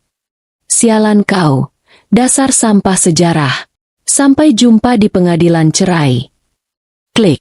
Sambungan diputus secara sepihak dengan amarah yang meledak-ledak. Aku meletakkan ponselku perlahan ke atas meja marmer. Tawaku akhirnya pecah dalam keheningan ruang kerja. Tawa yang sangat dingin, tak bernyawa, dan syarat akan antisipasi berdarah dingin. Pria narsistik itu merasa menjadi penguasa dunia karena mengandalkan kekayaan wanita yang nyatanya baru saja secara legal menandatangani surat utang abadi kepadaku. Mereka telah termakan umpan seutuhnya. Tidak ada lagi jalan untuk berbalik. Tali jebakan finansial yang kuukur dengan presisi matematis kini telah dilingkarkan rapat-rapat dan tebal di leher mereka. Hanya menunggu detik-detik akhir untuk ditarik dengan satu sentakan brutal. Kutarik laci meja kerjaku, mengeluarkan sebuah benda yang dikirim kurir pagi tadi. Selembar undangan eksklusif berlapis tinta emas. Undangan pesta pertunangan megah Arga dan Fanya yang akan digelar besok malam di salah satu ballroom hotel paling elit di ibu kota. Tentu saja, nama Kinanti tidak pernah diundang. Namun, sebagai pemilik capital gain yang secara tidak langsung menyokong berdirinya gedung tempat mereka berpesta melalui gurita investasi Paramita Capital, aku memiliki hak masuk VIP tanpa perlu menunjukkan selembar kertas pun. Sistem autodebit dari kartu kredit pribadi Arga sudah sengaja kulepaskan dari pengawasanku sejak pagi. Aku membiarkannya menggesek mesin EDC hingga batas limit maksimal, menyedot dana ilusi untuk membayar vendor dekorasi glamour, catering hidangan caviar, dan gaun impor untuk Fanya. Ia sama sekali tidak sadar bahwa tagihan itu akan memutus urat nadinya secara perlahan. Rincian penggelapan dana itu sudah disusun rapi oleh tim hukumku. Hasil audit forensik dari kantor akuntan publik ternama telah dicetak dan dimasukkan ke dalam amplop segel berwarna merah menyala, siap untuk diledakkan. Rencanaku sudah mencapai tahap final. Di saat puncak pesta mereka besok, saat kilauan lampu kristal menyinari senyum congkak Arga, Fanya, dan Ibu Linda, aku akan merusak segalanya. Aku akan datang bukan sebagai mantan istri yang terbuang dan menangis, melainkan sebagai sang arsitek kehancuran yang mutlak. Aku akan membekukan setiap sen yang mereka banggakan, menelanjangi kepalsuan mereka di depan seluruh kolega, dan merestart hidup mereka dari angka 0 di bawah 0. Nikmatilah malam terakhir kalian bernapas lega sebagai manusia yang merasa bermartabat. Besok, aku akan meresmikan kalian bertiga menjadi gelandangan paling hina yang pernah merangkak di aspal Jakarta. Cermin setinggi 2 meter di ruang rias penthouse pribadiku malam ini tidak lagi memantulkan sosok wanita berdaster lusuh yang selalu menunduk patuh. Kain katun usang itu telah kutanggalkan, dan bersamanya, luruh pula seluruh identitas palsuku sebagai istri yang lemah dan tertindas. Sebagai gantinya, aku membalut tubuhku dengan gaun malam haute couture berwarna midnight blue rancangan desainer Paris yang dipesan khusus. Sutra halus itu memeluk lekuk tubuhku dengan sempurna, memancarkan aura aristokratis yang tajam. Sepasang anting berlian biru, dibeli murni dari capital gain kuartal pertama perusahaanku, menghiasi telingaku, sementara riasan wajahku ditata bold nan elegan, membingkai mata yang kini menatap sedingin dan setajam obsidian. Malam ini, aku bukan lagi sekadar Kinanti sang korban. Aku adalah Kinanti Paramita, Sang eksekutor berdarah dingin yang siap memenggal leher finansial mereka di hadapan publik. Mobil Rolls-Royce Phantom hitam pekat meluncur tanpa suara membelah jalanan ibu kota, membawaku dan Pak Hendra menuju salah satu hotel bintang 5 paling eksklusif di Jakarta. Di sanalah, di Grand Ballroom yang tarif sewanya mencapai ratusan juta per malam, sang mantan suami yang congkak dan sepupuku yang berstatus pelakor murahan itu menggelar pesta pertunangan mereka. Tentu saja, seluruh kemewahan memuakan malam ini didanai oleh kartu kredit Arga yang sudah kuatur agar lolos tanpa hambatan. Sebuah tagihan yang sebentar lagi akan berubah menjadi aset beracun mematikan bagi masa depannya. Tiba di lobi hotel, 2 orang bodyguard berjas hitam bertubuh tegap segera turun dan membukakan pintu untukku. Aku melangkah turun dengan anggun, membiarkan ujung gaunku menyapu karpet merah. Setiap mata di lobi langsung tertuju padaku, terpesona sekaligus terintimidasi oleh aura kekuasaan yang menguar dari setiap langkahku. Semua dokumen sudah siap, Pak Hendra? Tanyaku pelan tanpa menoleh. Sudah, Bu Kinanti. Salinan audit forensik dan draft gugatan perdata ada di dalam amplop merah ini. Eksekusi pemblokiran sistem perbankan akan aktif dalam 10 menit. Tepat saat mereka akan membayar tagihan vendor malam ini, nama Arga Danuarta resmi terdaftar di Blacklist BI. Jawab Pak Hendra sambil menyerahkan sebuah amplop tebal berstempel segel emas Paramita Capital. Aku menerima amplop itu. Terasa begitu ringan di tanganku. Padahal di dalamnya tersimpan palu godam yang akan menghancurkan portofolio ilusi mereka menjadi debu. Pintu ganda ballroom menjulang di hadapanku. Aku memberi isyarat, dan kedua bodyguardku mendorong pintu kayu berukir itu hingga terbuka lebar. Suara denting gelas sampanye dan alunan musik orkestra live yang memenuhi ruangan megah itu seketika mereda, tergantikan oleh keheningan yang canggung saat semua tamu undangan menoleh ke arah pintu utama. Di tengah ballroom di bawah siraman cahaya lampu kristal bohemia, berdirilah 3 pengkhianat utama. Arga mengenakan setelan tuxedo bespoke putih, memasang wajah Mbak CEO miliarder yang merintis dari nol. Di sisinya, Fanya mengenakan gaun merah menyala yang terlalu ketat, memamerkan kalung berlian yang ia klaim sebagai tanda cinta, padahal itu murni hasil utang. Dan tak jauh dari mereka, Ibu Linda sedang tertawa congkak di tengah kerumunan ibu-ibu sosialita, memamerkan kebanggaannya memiliki calon menantu yang super kaya. Mata Arga terbelalak lebar. Rahangnya nyaris jatuh ke lantai melihat kehadiranku. Wajah Fanya yang tadinya penuh senyum kemenangan seketika menegang, memucat seperti melihat hantu. Ibu Linda menghentikan tawanya di tengah jalan. Matanya melotot tak percaya menatap wanita anggun yang melangkah masuk. Sama sekali tak mengenali bahwa ini adalah menantu yang selalu ia sebut parasit. Aku berjalan membelah kerumunan tamu dengan ketenangan yang mematikan. Bisik-bisik mulai terdengar, mengagumi sekaligus mempertanyakan siapa nyonya besar yang berani menginterupsi pesta ini. Aku tidak memedulikan mereka. Fokusku hanya tertuju pada 3 target di tengah ruangan. "Apa yang kamu lakukan di sini?" desis Arga, setengah berlari menghampiriku sebelum aku mencapai panggung utama. Wajahnya merah pada menahan malu dan amarah. "Ini acara eksklusif. Siapa yang mengizinkanmu masuk? Dan dari mana kau sewa gaun serta perhiasan palsu itu? Kamu pikir dengan berdandan begini kau bisa memohon agar aku kembali?"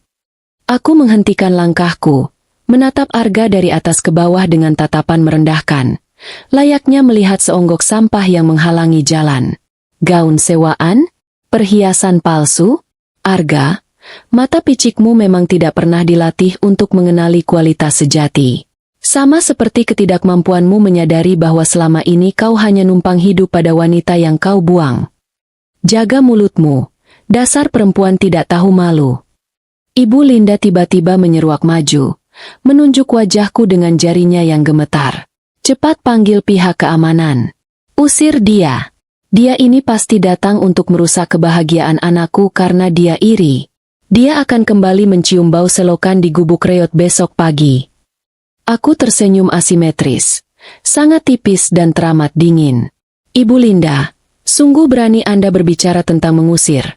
Padahal rekaman kamera CCTV resolusi 4K saat Anda mencuri kotak perhiasan di rumah saya kemarin sore sudah berada di meja penyidik kepolisian. Nikmati sampainya Anda malam ini, Karena itu mungkin minuman enak terakhir sebelum Anda memakai baju tahanan oranye atas tuduhan pencurian dengan kekerasan. Wajah Ibu Linda berubah seputih kertas.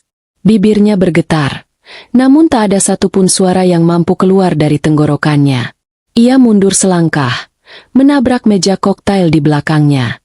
Fanya, yang merasa wilayah kekuasaannya terancam, melangkah maju dan menggandeng lengan Arga secara posesif. "Hei, Kinanti, jangan mencoba menggertak kami di sini. Arga sudah resmi meninggalkanku dan membuangmu yang hanya seorang benalu. Kami punya uang, kami punya koneksi. Kamu itu hanya sampah sejarah masa lalu Arga. Sekarang pergilah sebelum aku membuatmu diseret keluar." Tawaku meluncur pelan, menggema renyah namun sedingin es. Aku mengangkat amplop merah di tanganku dan mengetukkannya dengan elegan ke telapak tanganku yang lain. "Uang? Koneksi? Fanya, sayang sekali otakmu tidak sebanding dengan harga filler di wajahmu.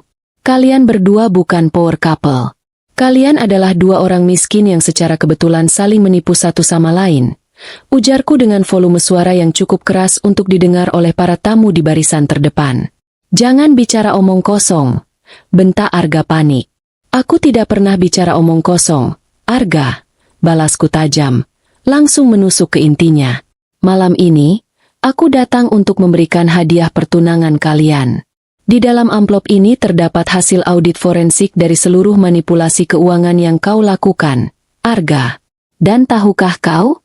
Sebagai pemilik modal utama yang bersembunyi di balik sistem, aku telah menggunakan hak veto mutlakku siang tadi." Aku melangkah maju, memperpendek jarak hingga Arga bisa melihat bayangan ketakutannya sendiri di mataku. "Proses likuidasi aset kalian sudah berjalan. Sistem autodebit dari perusahaanku telah membatalkan seluruh pembayaran fiktif kalian. Kartu kredit yang kau pakai malam ini akan memantul declinet dalam 5 menit ke depan. Malam ini juga, karirmu resmi berakhir. Kalian bertiga akan segera dilempar menjadi gelandangan yang sesungguhnya di ibu kota ini." Aku menyerahkan amplop merah itu tepat ke dada Arga. Ia menerimanya dengan tangan gemetar. Bom waktu finansial telah kusenjatai, dan pelatuknya baru saja kutarik di tengah pesta impian mereka. Kehancuran paripurna kini tinggal menunggu hitungan detik. Arga menatap amplop merah berstempel emas di tangannya seolah itu adalah bom waktu yang mendesis dan siap meledak di wajahnya. Tangannya yang biasa ia gunakan untuk membelai wanita lain dan menepis bayinya sendiri di pemakaman, kini gemetar hebat, tak mampu bahkan untuk sekadar membuka penutup amplop tersebut. Keringat dingin mulai merembes di keningnya. Fanya, yang masih dibutakan oleh ilusi kesombongan dan kebodohannya sendiri, mendecak kesal. Si pelakor murahan itu merebut amplop tersebut dengan gerakan kasar. Ia merobek segel emasnya tanpa perasaan, mengeluarkan tumpukan kertas putih bermaterai dari dalam. Matanya yang dipenuhi riasan tebal memindai kertas-kertas itu dengan kening berkerut, mencoba mencerna rentetan angka miliaran dan terminologi hukum tingkat tinggi yang jelas terlalu rumit untuk kapasitas otak dangkalnya. Apa-apaan ini? Audit forensik? Dokumen utang berjalan? Perjanjian penyitaan agunan? Ini semua pasti palsu, jerit Fanya. Suaranya melengking tajam menembus keheningan ballroom yang mencekam. Dalam ledakan kepanikan yang tak terkendali, ia melemparkan kertas-kertas itu ke udara. Lembaran-lembaran bukti kebusukan finansial mereka beterbangan lambat di bawah siraman lampu kristal, membiarkannya berserakan di atas karpet merah tebal bak konfeti kematian yang menyambut kehancuran mereka. Aku melangkah maju dengan keanggunan yang tak tergoyahkan. Ujung sepatu stiletoku menginjak salah satu kertas yang berisi rincian bunga majemuk penalti. Aku menunduk sedikit, menatap Fanya dengan tatapan kosong dan mematikan. Tatapan yang biasa kuberikan pada serangga pengganggu yang hendak kuinjak mati. Palsu. Coba kau pungut satu kertas itu dan baca baik-baik kop suratnya. Fanya. Paramita Capital. Ucapku dengan artikulasi yang sangat jelas dan pelan, memastikan setiap suku kata menggema di ruangan itu. Perusahaan raksasa yang selama ini menyetujui semua pinjaman aset beracun MU. Dan tahukah kau siapa pemegang saham tunggal, penyandang dana mutlak, sekaligus CEO di balik layar entitas raksasa itu? Aku, Kinanti Paramita. Seketika, Napas Fanya tercekat di tenggorokan. Udara di sekitarnya seolah tersedot habis. Matanya terbelalak maksimal menatapku, memancarkan kengerian absolut layaknya seorang terpidana mati yang baru saja melihat wajah algojonya. Ya, Fanya. Buka telingamu lebar-lebar. Tas Hermes edisi terbatas yang kau pamerkan dengan angkuh, mobil sedan sport merah yang kau kendarai secara tak beradab ke pemakaman ibuku, hingga penthouse mewah seharga 12 miliar yang baru saja kau ajukan markup kreditnya siang tadi, semuanya dibeli dengan uangku. Kau tidak lebih dari sekadar debitor gagal bayar yang berutang sebesar 15 miliar rupiah kepadaku. Dan malam ini, masa tenggangmu sudah habis. Aku menagih semuanya dengan tunai, beserta seluruh harga dirimu. Kerumunan tamu undangan, yang mayoritas adalah kolega bisnis palsu Arga, vendor-vendor eksklusif, dan sirkel arisan sosialita Ibu Linda, mulai berbisik-bisik riuh. Tatapan kagum yang sebelumnya mengarah pada power couple itu kini berubah drastis menjadi tatapan jijik, menghakimi, dan penuh cemoohan. Arga menelan ludah dengan susah payah. Jakunnya naik turun dengan cepat. Keringat dingin sebesar biji jagung mengucur deras melintasi pelipisnya, menodai kerah kemeja putih mahalnya. Ia menatapku, lalu menatap Fanya secara bergantian dengan pandangan kosong. Ilusi agung yang ia bangun selama bertahun-tahun hancur berkeping-keping. Ia baru menyadari kenyataan pahit bahwa wanita kaya raya yang ia jadikan tempat numpang hidup untuk mendongkrak statusnya, ternyata jauh lebih miskin dari seorang pengemis di perempatan jalan. Kinanti, kau pasti bercanda, kan? Katakan ini semua hanya trik permainanmu untuk membuatku cemburu dan memohon padamu. Arga mencoba tertawa, namun yang keluar hanyalah suara rengekan putus asa yang menyedihkan. Rumah mewah kita, deposito di bank, portofolio sahamku, itu semua murni milikku. Aku yang mengelolanya. Milikmu. Aku tertawa sangat dingin, sebuah tawa yang seakan membekukan udara di dalam ballroom. Arga, gajimu sebagai manajer menengah bahkan tidak cukup untuk sekadar membayar biaya perawatan kolam renang rumahku. Selama 3 tahun pernikahan, aku menggunakan sistem auto debit dari rekening operasional perusahaanku untuk mendanai gaya hidup jet set MU, hanya demi menjaga harga dirimu yang kelewat rapuh. Tapi sejak kau berani menjatuhkan talak padaku di atas tanah kuburan ibuku yang masih basah, aku menghentikan seluruh sandiwara ini. Aku mengeksekusi likuidasi aset besar-besaran dan menarik paksa semua danaku. Saldo di rekeningmu saat ini adalah mutlak 0 rupiah. Bohong. Perempuan ini pasti pembohong. Teriak Ibu Linda histeris dari barisan belakang. Meski tubuh tuanya masih gemetar ketakutan akibat ancaman pidana pencurian yang kulontarkan sebelumnya, egonya menolak menerima kenyataan. Anakku orang kaya. Kau hanya perempuan pemakai daster lusuh yang iri melihat kebahagiaan mereka. Seolah semesta sedang berkonspirasi memutar roda takdir untuk menyempurnakan mahakarya balas dendamku, seorang pria berjas formal, manajer food beverage hotel, melangkah ragu-ragu menembus kerumunan tamu. Wajahnya tegang, di tangannya terdapat sebuah mesin edisi nirkabel keluaran terbaru dan selembar invoice tagihan yang sangat panjang. Ia menghampiri Arga dengan langkah kaku. Mohon maaf mengganggu jalannya acara Anda, Tuan Arga. Ucap manajer itu dengan nada yang tetap sopan namun memancarkan ketegasan yang tak bisa dibantah. Kami baru saja mencoba memproses kartu kredit platinum yang Anda berikan sebagai jaminan untuk sisa pembayaran catering VIP, wine impor, dan sewa ballroom malam ini sebesar 350 juta rupiah. Namun, transaksi tersebut tidak bisa diproses. Kartu Anda baru saja ditolak keras oleh sistem. Pihak bank memberikan kode declinet dengan keterangan mutlak bahwa rekening Anda telah diblokir secara permanen. Skakmat. Wajah Arga memucat pasi, berubah menjadi sewarna kertas HVS. Seolah-olah seluruh pasokan darah baru saja tersedot habis dari tubuhnya. Ia buru-buru merogoh saku dalam tuksedonya, mengeluarkan 2 buah kartu kredit lain dari bank yang berbeda dengan tangan yang gemetar parah. Ini tidak mungkin. Pasti ada gangguan sinyal atau kesalahan dari mesin Anda. Coba gesek kartu yang ini. Manajer itu menghela napas tipis, lalu menggesek kartu kedua ke dalam mesin edisi. Bunyi bip panjang nan melengking terdengar menyakitkan telinga di tengah keheningan. Layar mesin menampilkan tulisan merah berkedip, Declinet. Arga menyodorkan kartu terakhirnya. Manajer itu menggeseknya kembali. Sekali lagi, mesin itu berteriak dengan kejam. Declinet. Maaf, Tuan. Semuanya ditolak oleh otoritas perbankan, ujar sang manajer. Suaranya kini terdengar jauh lebih keras, tegas, dan dingin, memastikan seluruh tamu mendengarnya. Ia memberi isyarat tangan ke belakang, dan 4 petugas keamanan hotel bertubuh kekar berseragam safari segera melangkah maju dengan sigap, mengepung rapat Arga, Fanya, dan Ibu Linda. Sesuai prosedur hotel kami, jika Anda tidak bisa melunasi tagihan ratusan juta ini sekarang juga secara tunai atau transfer, kami terpaksa harus menghentikan acara ini detik ini juga dan menyerahkan Anda bertiga ke pihak berwajib atas tuduhan penipuan korporasi. Fanya, bayar ini. Pakai kartumu cepat. Bentak Arga panik, mendorong lengan Fanya dengan sangat kasar hingga wanita itu hampir terjatuh. Sikap lembut Bak Pangeran yang selama ini ia tampilkan menguap tanpa sisa, digantikan oleh tabiat asli seorang pengecut yang sedang terpojok oleh maut. Fanya menggeleng histeris. Air mata buayanya merusak riasan mahal di wajahnya, membuat maskaranya luntur mengotori pipi.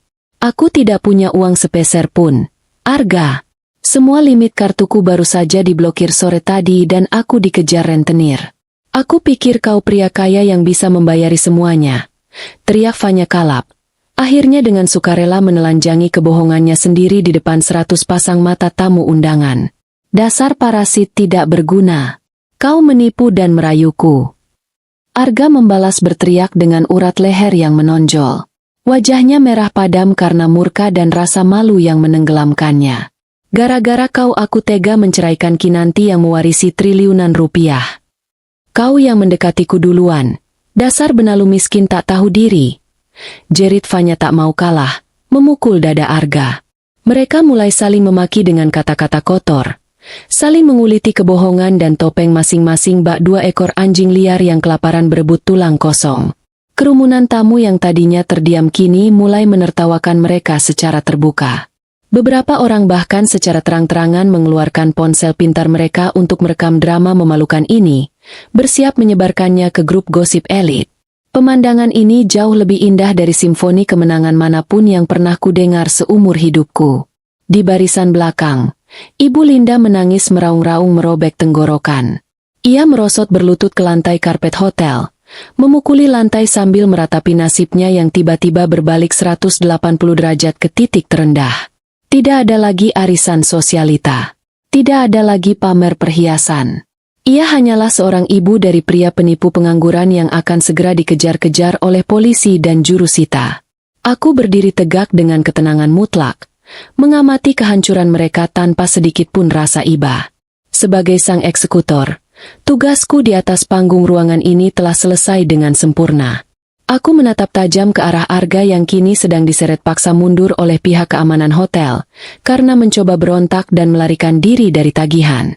Matanya bertemu denganku, memancarkan permohonan ampun, keputusasaan mendalam, dan penyesalan yang sangat terlambat.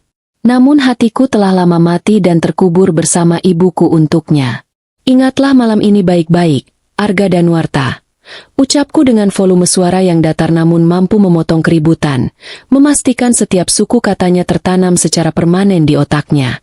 Besok pagi, surat gugatan perdata atas penggelapan dana miliaran rupiah akan tiba di alamat sementaramu. Mulai malam ini juga, kau resmi masuk dan terkunci di dalam blacklist BI. Kau tidak akan pernah bisa bangkit lagi dalam sistem keuangan negara ini. Nikmatilah gubuk reot dan bau selokan pekat yang sangat kau banggakan itu, karena di sanalah sampah sejarah sepertimu akan membusuk selamanya. Aku membalikan badan, membiarkan ujung gaun mahalku menyapu lantai ballroom untuk terakhir kalinya. Aku melangkah keluar menembus kerumunan tamu yang secara otomatis mundur dan membuka jalan untukku dengan penuh rasa segan, hormat, dan ketakutan. Di belakangku, suara jeritan histeris Fanya, makian kasar Arga yang diseret security, dan tangisan melolong Ibu Linda berpadu menjadi melodi penutup yang sangat sempurna. Mereka tidak punya 1 rupiah pun uang untuk pulang, tidak punya rumah untuk dituju, dan esok hari saat matahari terbit, mereka akan resmi menjadi gelandangan. Kudeta finansialku telah tereksekusi tanpa celah. Pagi itu, langit Jakarta tampak begitu cerah, seolah semesta ikut merayakan pembersihan hama besar-besaran di kediamanku. Aku duduk dengan postur tegak dan tenang di sofa tunggal berbalut kulit asli di ruang tamu, menyesap teh chamomile hangat dari cangkir porselen. Di sekelilingku berdiri 4 pria berbadan tegap dari agensi keamanan swasta ring 1, bersedekap dengan wajah tanpa ekspresi dan postur siaga. Tepat pukul 7 pagi, derit engsel pagar besi rumahku terdengar terbuka. 3 sosok yang lebih mirip seperti mayat hidup menyeret langkah gontai mereka memasuki pekarangan depan. Itu adalah Arga, Fanya, dan Ibu Linda. Mereka pasti baru saja dilepaskan dari kantor polisi setelah semalaman tertahan untuk diinterogasi akibat insiden gagal bayar catering dan sewa ballroom hotel. Penampilan mereka sungguh memanjakan mataku. Tuxedo putih Arga yang tadinya gagah kini kotor oleh noda aspal dan keringat. Gaun merah Fanya robek di bagian keliman dengan riasan wajah luntur menghitam di bawah matanya. Sementara Ibu Linda tampak menua 20 tahun dengan rambut berantakan layaknya orang gila di pinggir jalan. Mereka sama sekali tidak menyadari bahwa akses pagar yang terbuka itu bukan karena kebetulan, melainkan sengaja kubuka untuk menyambut kepulangan mereka ke dalam neraka yang nyata. Begitu mereka mendorong pintu utama dan melangkah masuk ruang tamu, sisa-sisa kesombongan yang masih menempel di wajah mereka seketika menguap tanpa sisa. Arga terbelalak menatapku yang sedang duduk santai, lalu beralih menatap keempat bodyguard kekar yang mengepung ruangan. Kaki nanti? Apa-apaan ini? Kenapa ada preman-preman sewaan ini di dalam rumahku? Bentak Arga. Suaranya serak, nadanya bergetar. Sama sekali kehilangan wibawa palsunya. Aku meletakkan cangkir tehku ke atas meja kaca secara perlahan. Bunyi porselen yang beradu memecah keheningan yang mencekam. Rumahmu? Arga. Sepertinya syok semalam membuat sisa sel otakmu yang tidak seberapa itu mengalami malfungsi. Aku sudah pernah tegaskan, sertifikat hak milik properti ini secara legal berada di bawah naungan trust fund perusahaanku, dibangun utuh dari capital gain investasiku. Kalian hanyalah tamu tak diundang yang masa kunjungannya sudah kedaluarsa. Ibu Linda, yang masih dibutakan oleh ketamakan di tengah rasa takutnya, tiba-tiba mencoba berlari menerobos ruang tamu menuju kamarnya. Aku tidak peduli. Aku mau ambil barang-barangku. Tas-tas mahalku, perhiasanku, baju-bajuku. Jangan berani-berani menyentuh harta milikku. Dasar parasit tidak tahu diri. Jeritnya histeris dengan urat leher menonjol. Tahan wanita tua itu, perintahku datar, tanpa menaikkan intonasi suaraku sedikit pun. 2 bodyguard langsung bergerak cepat bak kilat. Mereka mencengkeram lengan Ibu Linda dengan mudah dan menyeretnya kasar kembali ke tengah ruangan. Wanita tua itu meronta dan melolong seperti binatang yang kakinya terjepit perangkap. Barang-barangmu? Anda sedang berhalusinasi, Ibu Linda. Ucapku tajam, menatap matanya yang memancarkan ketakutan. Semua tas mewah dan pakaian bermerek di kamar itu dibeli menggunakan sistem auto-debit dari uangku. Secara hukum, itu adalah propertiku. Satu-satunya yang boleh kalian bawa dari rumah ini hanyalah debu yang menempel di baju kotor kalian. Oh, dan mengenai kotak perhiasan ibuku yang Anda curi kemarin sore?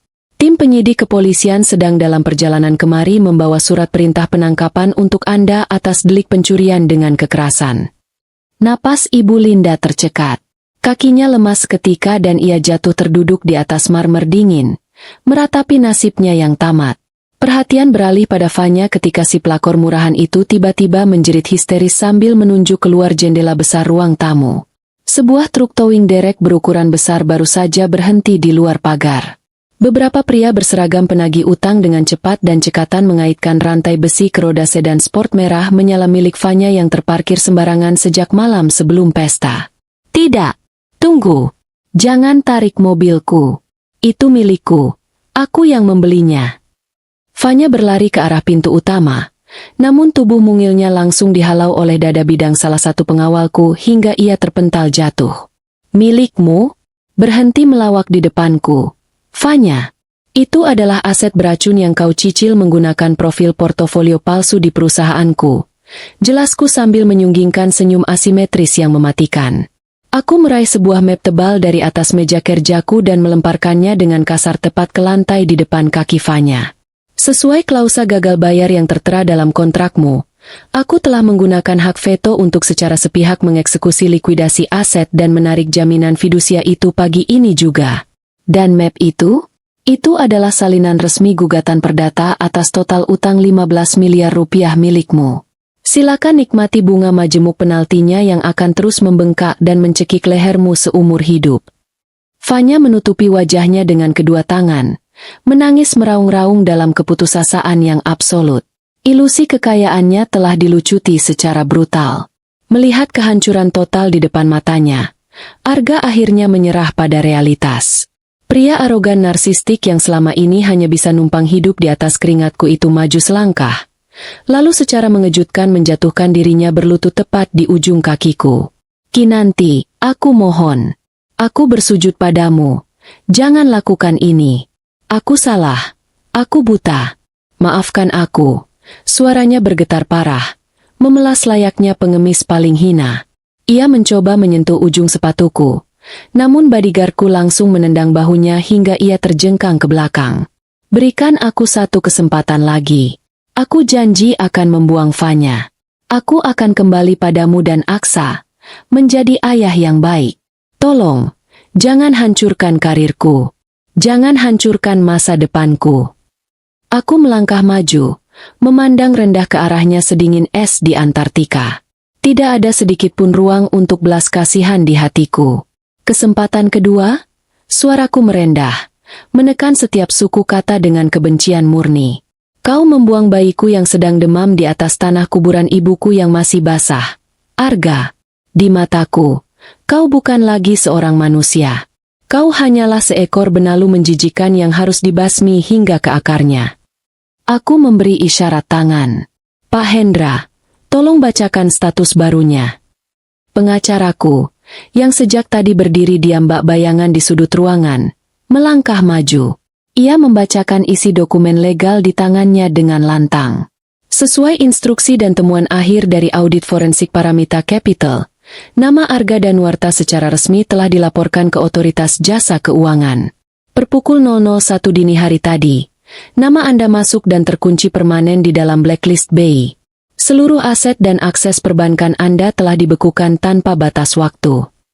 Aku membungkuk sedikit, menyejajarkan tatapanku dengan mata Arga yang kini terbelalak ngeri dipenuhi air mata ketakutan. Kau dengar itu?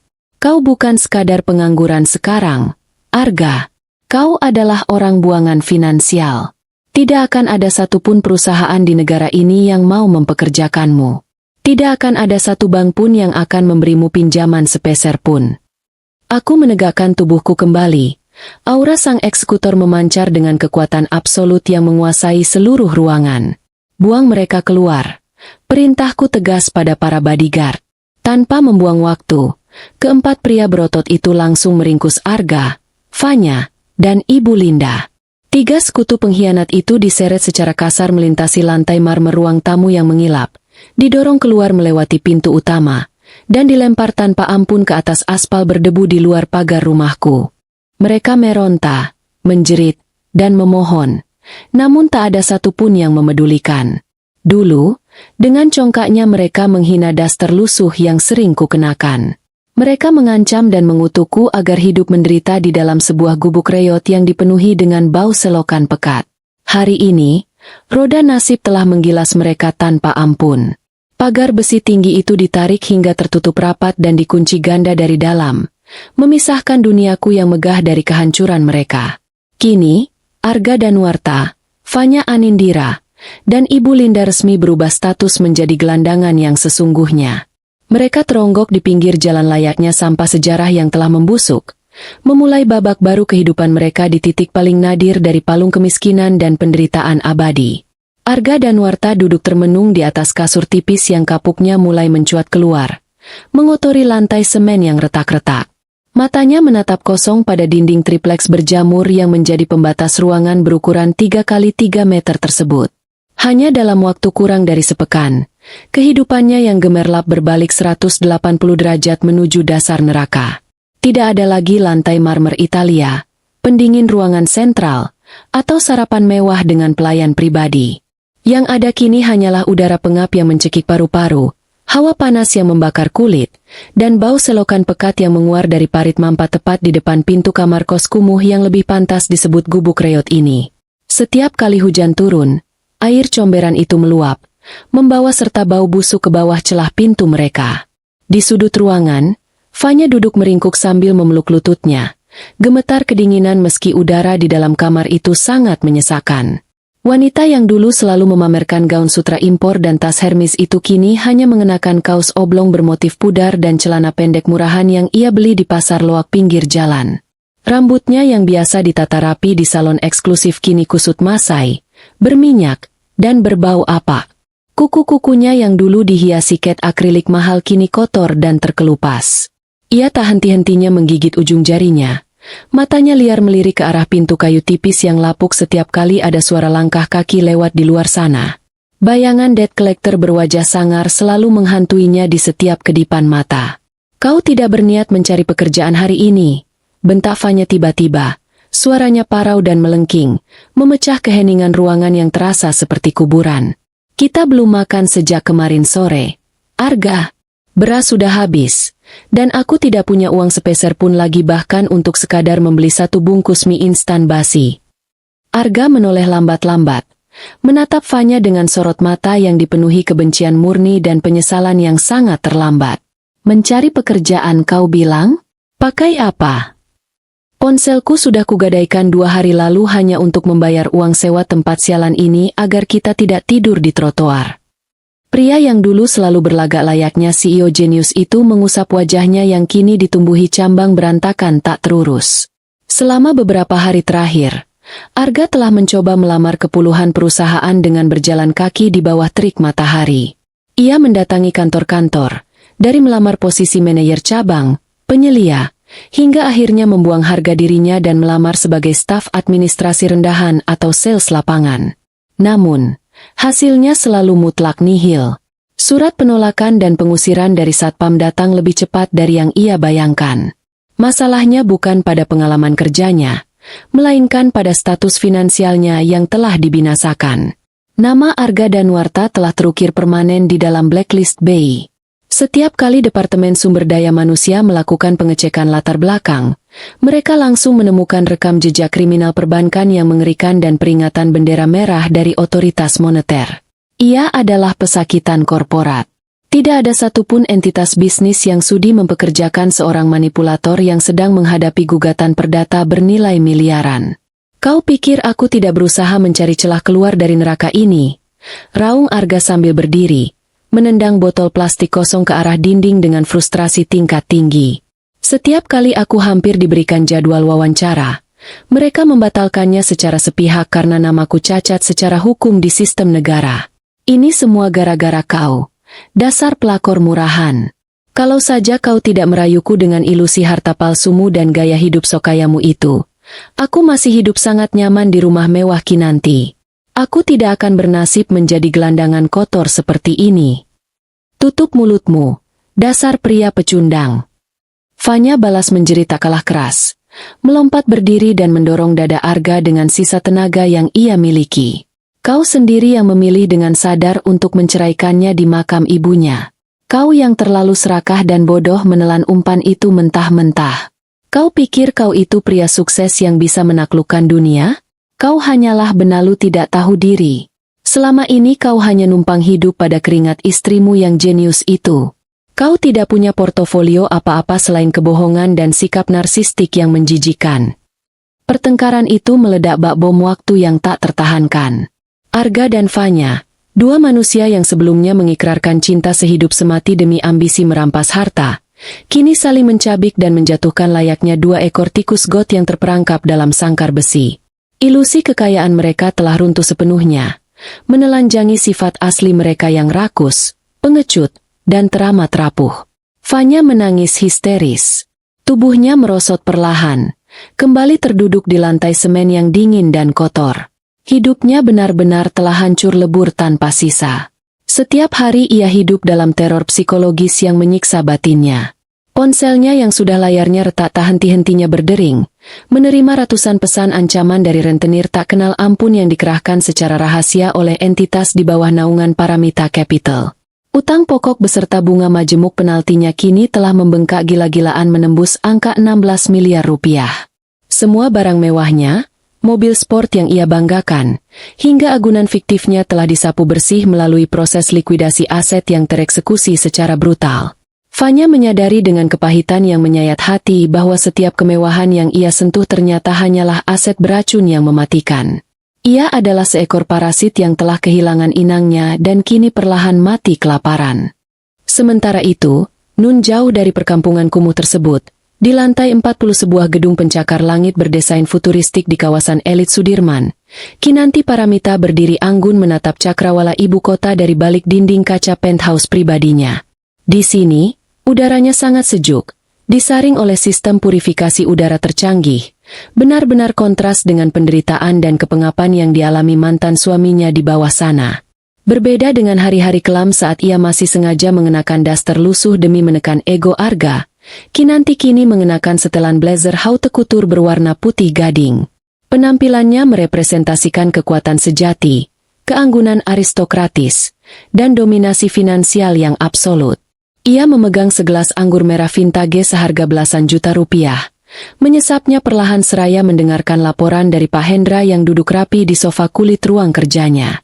Laporan pengintaian lapangan terbaru, Bu Kinanti.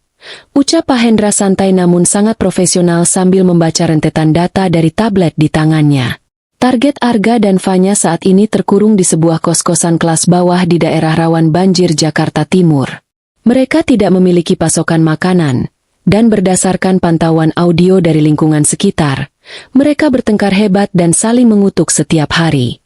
Otoritas perbankan memastikan bahwa Arga tidak akan pernah bisa mengakses kredit, membuka rekening, atau mendapatkan pekerjaan formal apapun akibat status cacat permanennya.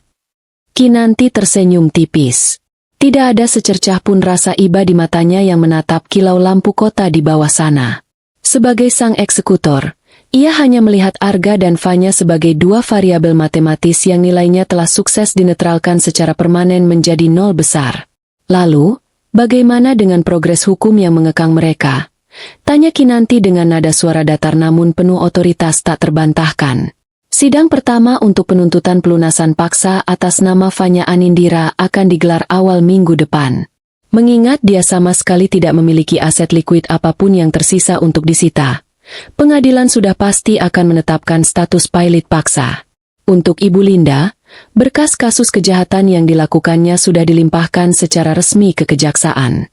Ia saat ini mendekam di sel tahanan sementara, dan berdasarkan laporan informan kita di dalam penjara, ia mengalami depresi akut karena sistem autodebit dari kartu yang dulu ia banggakan sudah dimatikan total dan tak ada satupun teman sosialitanya yang sudi menengok atau mengirimkan uang jaminan. Sempurna, gumam Kinanti seraya memutar pelan sisa anggur di dalam gelasnya. Ia menatap lurus ke arah pantulan dirinya di kaca jendela. Bayangan wanita rapuh yang dulu dipaksa menangis memohon di atas tanah kuburan ibunya itu kini telah mati dan terkubur dalam-dalam. Ia telah menggunakan hak veto mutlaknya bukan hanya untuk mengambil kembali apa yang menjadi haknya, tetapi untuk menghapus eksistensi para pengkhianat itu dari kehidupannya. Mereka bertiga hanya pantas membusuk menjadi sampah sejarah yang tak akan pernah diingat oleh siapapun. Biarkan mereka hancur perlahan tanpa belas kasihan, Pak Hendra. Instruksi Kinanti dengan nada final yang sangat dingin. Jangan biarkan ada siapapun yang membantu mereka. Aku ingin memastikan bahwa setiap kali mereka menghirup udara busuk itu, mereka mengingat bahwa itulah aroma harga diri mereka yang sesungguhnya. Mereka dulu memaksaku mencicipi penderitaan. Kini biarkan mereka menikmati hidangan neraka itu untuk selamanya. Arga dan Fanya kini hanya bisa meratapi kebodohan mereka di dalam gelap gulita. Malam itu, di bawah atap tripleks yang bocor saat hujan deras mengguyur Jakarta, mereka tertidur beralaskan lantai semen yang dingin, menggigil kelaparan, dan terkurung selamanya dalam kutukan yang mereka ciptakan sendiri. Aroma menyengat dari karbol murahan yang bercampur dengan bau pesing menguar tajam di udara yang pengap. Di sebuah bangsal kelas 3 rumah sakit umum daerah yang padat dan kumuh, Linda, wanita yang beberapa minggu lalu masih membanggakan diri sebagai nyonya besar dari kalangan elit, terbaring lemah di atas ranjang besi berkarat. Dinding ruangan itu dipenuhi bercak-bercak coklat karena rembesan air hujan, sementara kipas angin usang yang berputar lambat di langit-langit sama sekali tidak membantu mengusir hawa panas yang membakar kulit. Status Linda saat ini adalah tahanan titipan kejaksaan atas kasus pencurian dengan kekerasan. Hal itu membuatnya harus dijaga ketat oleh seorang petugas polisi berseragam di sudut ruangan. Tidak ada lagi spray sutra impor atau bantal bulu angsa yang empuk. Tubuh rentanya hanya dialasi oleh selembar kasur busa tipis yang berbau apak dan penuh noda kotor. Penyakit komplikasi ginjal dan jantungnya kambuh dengan sangat parah. Namun negara hanya menanggung fasilitas pengobatan generik dasar untuk seorang tahanan kriminal. Untuk mendapatkan prosedur medis yang layak dan obat-obatan penyelamat nyawa, ia harus membayar sendiri, sesuatu yang kini sangat mustahil dilakukannya. Sistem autodebit dari kartu kredit premium yang dulu selalu menutupi tagihan perawatannya di rumah sakit bertaraf internasional telah dimatikan secara permanen oleh Kinanti.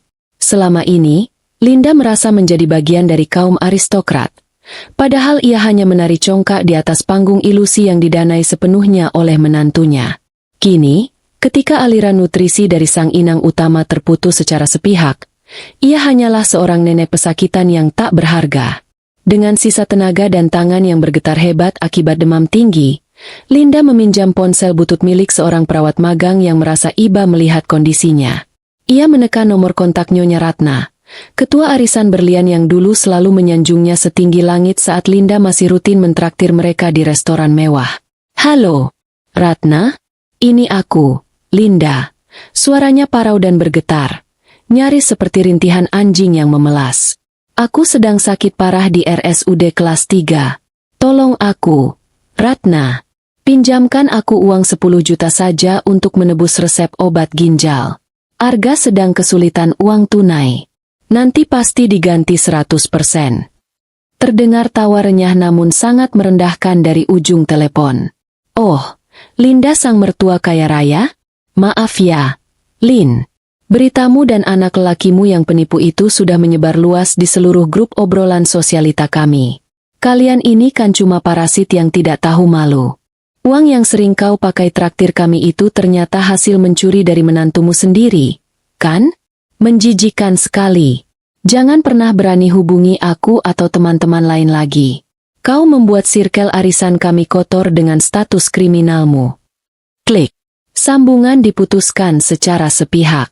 Air mata penyesalan yang tak berguna menetes deras dari sudut mata Linda yang keriput. Ia mencoba menelepon 5 teman sosialita lainnya, namun hasilnya mutlak sama. Ditolak, dihina secara verbal, dan nomornya diblokir. Tidak ada satupun dari mereka yang sudi mengulurkan tangan. Ilusi kehormatannya telah hancur berkeping-keping menjadi debu. Kini ia menyadari kebenaran yang kejam, bahwa selama ini ia tak lebih dari sampah sejarah yang tidak memiliki nilai apapun tanpa uang milik Kinanti. Tiba-tiba, pintu bangsal yang reot terbuka dengan kasar. Arga dan Fanya melangkah masuk dengan langkah gontai. Penampilan mereka sungguh memuakan mata, persis seperti gelandangan yang baru saja diusir dari kolong jembatan jalan tol. Kemeja putih Arga dipenuhi noda kuning di bagian kerah dan ketiaknya, sementara Fanya hanya mengenakan celana tidur yang dekil dengan rambut lepek berminyak. Bau selokan pekat yang menempel dari gubuk reot tempat mereka tinggal membaur kuat di udara, membuat beberapa keluarga pasien lain di ruangan itu refleks menutup hidung dengan tatapan jijik. "Arga anakku," rintih Linda memelas sambil mengulurkan tangannya yang dipenuhi bintik penuaan dan bekas suntikan infus. "Ibu butuh tebus obat, Nak," kata dokter. "Ibu harus segera cuci darah agar bisa bertahan hidup. Bayar tagihannya di kasir. Arga." Arga menatap ibunya dengan rahang mengeras dan gigi gemeretak. Matanya merah menyala karena kurang tidur, depresi, dan kelaparan ekstrim. "Bayar pakai apa, Bu?" "Pakai ginjalku yang satu lagi. Namaku sudah cacat permanen di blacklist BI. Aku bahkan tidak bisa meminjam uang 100.000 rupiah dari aplikasi pinjaman online ilegal. Semua akses perbankanku diblokir total."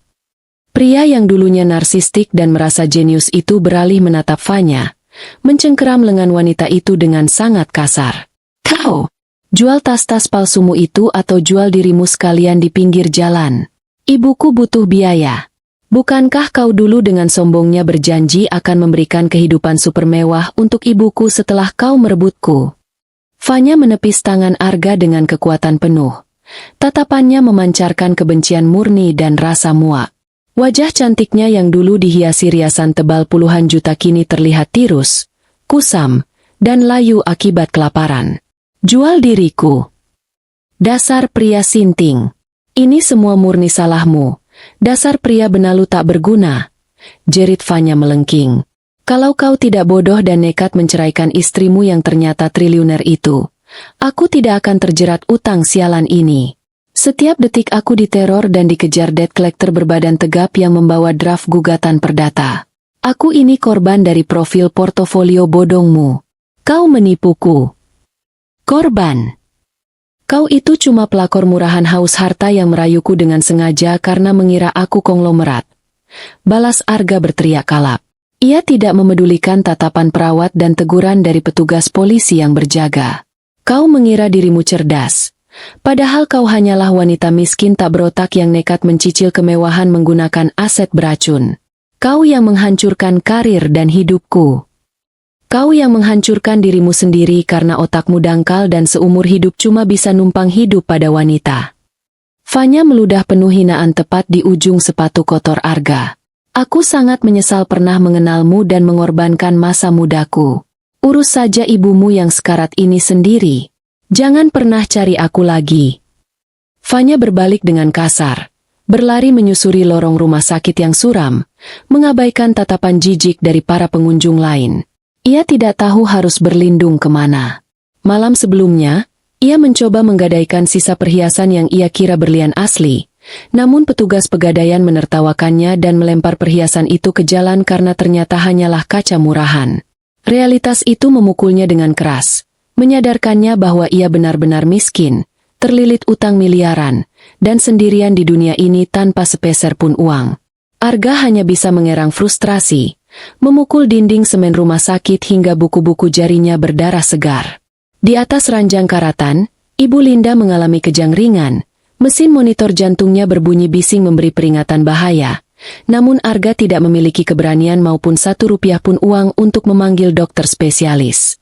Ikatan keluarga pengkhianat itu telah hancur lebur berkeping-keping, saling mencabik dan mematikan di tengah palung kemiskinan yang absolut. Di saat yang sama, belasan kilometer dari bangsal kumuh tersebut, Kinanti duduk dengan postur kebangsawanan yang sempurna di ruang kerja pribadinya yang sejuk dan mewah. Ia mengenakan kemeja sutra hitam rancangan desainer ternama, bukan lagi daster lusuh yang sering direndahkan oleh mertuanya. Matanya yang sedingin es dan setajam pisau bedah menatap lurus ke arah layar iPad di atas meja marmernya. Layar itu menampilkan rekaman CCTV resolusi tinggi secara real-time dari bangsal RSUD, hasil peretasan mulus dari tim siber perusahaannya.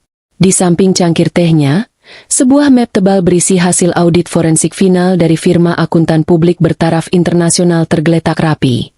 Dokumen pembuktian itu telah disahkan oleh pengadilan niaga, memastikan bahwa hukuman untuk Arga tidak memiliki celah keringanan atau kemungkinan banding. Kinanti menyesap teh Earl Grey kualitas premiumnya dengan gerakan yang amat pelan, menikmati pertunjukan penderitaan di layar itu bak sebuah mahakarya opera klasik. Setiap rintihan kesakitan Linda, setiap makian penuh penyesalan Arga, dan setiap air mata ketakutan Fanya adalah melodi kemenangan yang sangat memuaskan telinganya. Kinanti telah menggunakan hak veto mutlaknya untuk mencabut seluruh subsidi kehidupan mereka secara permanen.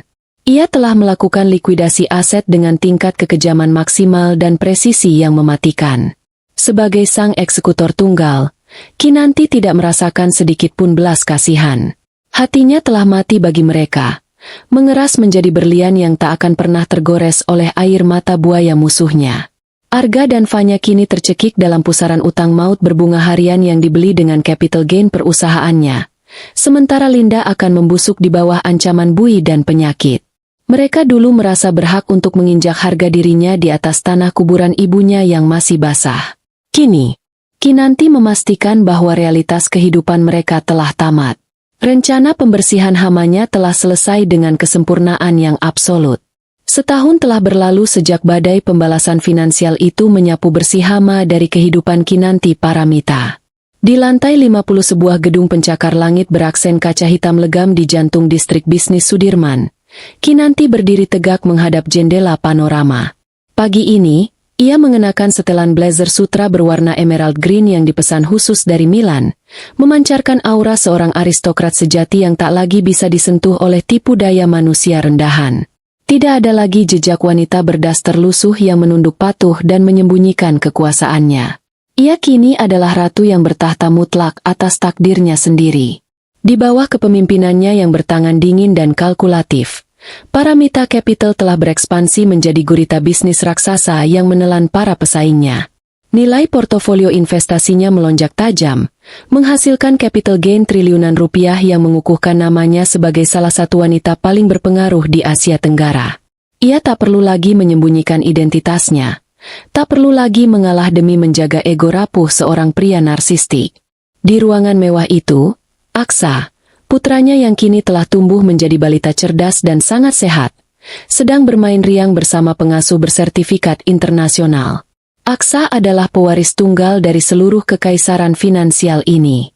Masa depannya terjamin, bersih dari campur tangan genetik seorang pengkhianat. Bagi Kinanti sang eksekutor, masa lalu telah ditutup rapat dan disegel dengan perhitungan matematis yang tak terbantahkan. Otoritas mutlak yang ia miliki melalui hak veto di Dewan Direksi telah memastikan tidak ada satupun celah bagi musuh-musuhnya untuk bangkit kembali. Keadilan telah dieksekusi dengan sangat kejam, terencana, dan paripurna. Nasib tiga pengkhianat itu telah tertulis dengan tinta penderitaan abadi. Ibu Linda, sang mertua yang congkak dan materialistis, telah menghembuskan napas terakhirnya 4 bulan lalu di sebuah bangsal rumah sakit penjara yang pengap. Wanita tua itu mati dalam kesendirian yang absolut. Tidak ada pemakaman mewah, tidak ada tangisan dari teman-teman sosialitanya yang dulu ia suap dengan uang curian. Kematiannya berlalu tanpa ada yang memedulikan, mengukuhkan statusnya sebagai parasit yang mati membusuk begitu inangnya mencabut aliran darahnya. Sementara itu, vonis gugatan perdata yang dilayangkan berdasarkan temuan audit forensik dari tim hukum Paramita Capital telah resmi memiskinkan Arga dan Fanya hingga ke titik minus tak terhingga. Majelis hakim menyita segala yang mereka miliki, menghukum mereka dengan denda miliaran rupiah yang tak akan pernah sanggup mereka lunasi seumur hidup. Karena rekam jejak kriminalnya, nama Arga terkunci abadi di dalam blacklist BI. Sistem perbankan nasional menolaknya mentah-mentah layaknya virus mematikan. Siang itu, Kinanti memiliki jadwal rapat penting dengan investor asing di kawasan elit Menteng. Ia turun ke basemen gedung dan masuk ke dalam kabin penumpang Rolls-Royce Phantom hitam pekat miliknya.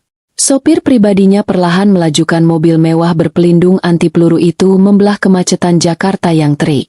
Tepat di perempatan lampu merah sebuah kawasan niaga yang sibuk, mobil mewah itu berhenti dengan mulus. Di luar sana, panas aspal menyengat, membakar kulit siapapun yang berdiri di bawah terik matahari. Dari balik kaca jendela mobilnya yang gelap gulita dan kedap suara, sepasang mata tajam Kinanti menangkap sebuah pemandangan yang menyajikan kepuasan absolut di relung jiwanya. Di trotoar jalan yang berdebu dan penuh asap knalpot, berdiri dua sosok manusia berpakaian compang-camping yang sangat menyedihkan. Kulit mereka legam terbakar matahari, tubuh mereka kurus kering menyisakan tulang berbalut kulit, dan pakaian yang mereka kenakan tak lebih dari sekadar kain gombal penuh noda lumpur. Itu adalah Arga Danwarta dan Fanya Anindira. Dua orang yang setahun lalu merasa menjadi dewa dan dewi yang berhak mengusir Kinanti dari rumahnya sendiri, kini benar-benar telah menjadi gelandangan paling hina di ibu kota. Realitas pahit telah menggilas mereka hingga tak berbentuk. Arga, pria arogan yang selalu merasa sukses besar karena terbiasa numpang hidup pada keringat istrinya, kini memegang sebuah gelas air mineral plastik yang kotor. Pria itu menadahkan gelas plastiknya ke arah jendela mobil-mobil yang lewat. Bibirnya yang kering dan pecah-pecah bergumam memohon kepingan uang logam. Cambangnya tumbuh liar dan beruban. Wajahnya dipenuhi garis-garis kelelahan dan depresi kronis. Ia bukan lagi manajer bank yang gagah, melainkan benalu jalanan yang menjijikan. Beberapa meter darinya, Fanya duduk mengesot di aspal trotoar yang panas. Mantan pelakor murahan yang dulu sangat memuja tas Hermes dan gaya hidup sosialita itu kini terlihat kehilangan separuh kewarasannya. Rambutnya gimbal dipenuhi kotoran dan kutu. Ia mengais sisa makanan dari sebuah tempat sampah plastik berwarna hijau, memperebutkan sepotong roti berjamur dengan seekor kucing liar. Seluruh ilusi kekayaannya yang dibangun dari utang aset beracun telah menghancurkan fisik dan mentalnya secara permanen. Tubuh mereka mengeluarkan bau selokan yang sangat pekat, aroma khas dari kemiskinan ekstrim yang menggerogoti jiwa. Malam demi malam, mereka terpaksa tidur meringkuk kedinginan di bawah kolong jembatan beton, karena bahkan sebuah kamar kos kumuh berbentuk gubuk reot pun tak lagi sanggup mereka sewa. Di balik kenyamanan kabin Rolls-Royce yang sejuk dan harum, Kinanti menyaksikan kejatuhan paripurna mereka dengan ekspresi datar yang sangat dingin. Tidak ada senyum kemenangan yang meledak-ledak. Tidak ada tawa ejekan. Yang ada hanyalah ketenangan aristokratis dari seorang pemenang mutlak. Ia menonton mantan suaminya mengemis seperti melihat sebuah film dokumenter tentang satwa liar. Arga berjalan gontai mendekati mobil Rolls-Royce hitam itu. Ia mengetuk pelan kaca jendela penumpang dengan jari-jarinya yang gemetar dan hitam oleh daki, berharap pengusaha kaya di dalamnya akan melempar selembar uang kertas. Wajahnya yang memelas menempel pada kaca, matanya menatap kosong ke arah pantulan bayangannya sendiri di kaca yang gelap itu. Arga sama sekali tidak tahu bahwa hanya beberapa sentimeter di balik kaca yang ia ketuk, sang arsitek kehancurannya sedang menatap tepat ke arahnya. Kinanti tidak memalingkan wajahnya. Ia menatap lekat-lekat mata Arga dari balik pembatas kaca itu. Ia mengamati setiap guratan keputusasaan di wajah pria itu, setiap detik penderitaan yang harus Arga tanggung sebagai bayaran atas pengkhianatannya di hari pemakaman sang ibu. Sistem autodebit pembalasan ini tidak lagi menarik uang, melainkan menarik sisa-sisa harapan dan kewarasan mereka setiap detiknya. Kinanti meraih gelas kristal berisi sparkling water dari kompartemen pendingin mobil, menyesapnya perlahan. Ia menyadari satu hal yang fundamental, memaafkan mungkin adalah jalan bagi orang suci, namun memusnahkan musuh tanpa sisa adalah jalan bagi seorang ratu. Penderitaan Arga dan Fanya adalah monumen peringatan yang ia bangun agar tak ada lagi manusia yang berani menginjak harga dirinya. Lampu lalu lintas di depan berubah menjadi hijau. Jalan, Pak Sopir, perintah Kinanti dengan suara lembut namun tegas. Baik, Ibu, sahut sang sopir, menginjak pedal gas secara perlahan. Mesin V12 Rolls-Royce menderu halus, meluncur ke depan dengan sangat anggun. Mobil itu meninggalkan Arga yang masih berdiri mematung di tengah kepulan asap knalpot. Tangan kotornya masih terulur menggenggam gelas plastik kosong.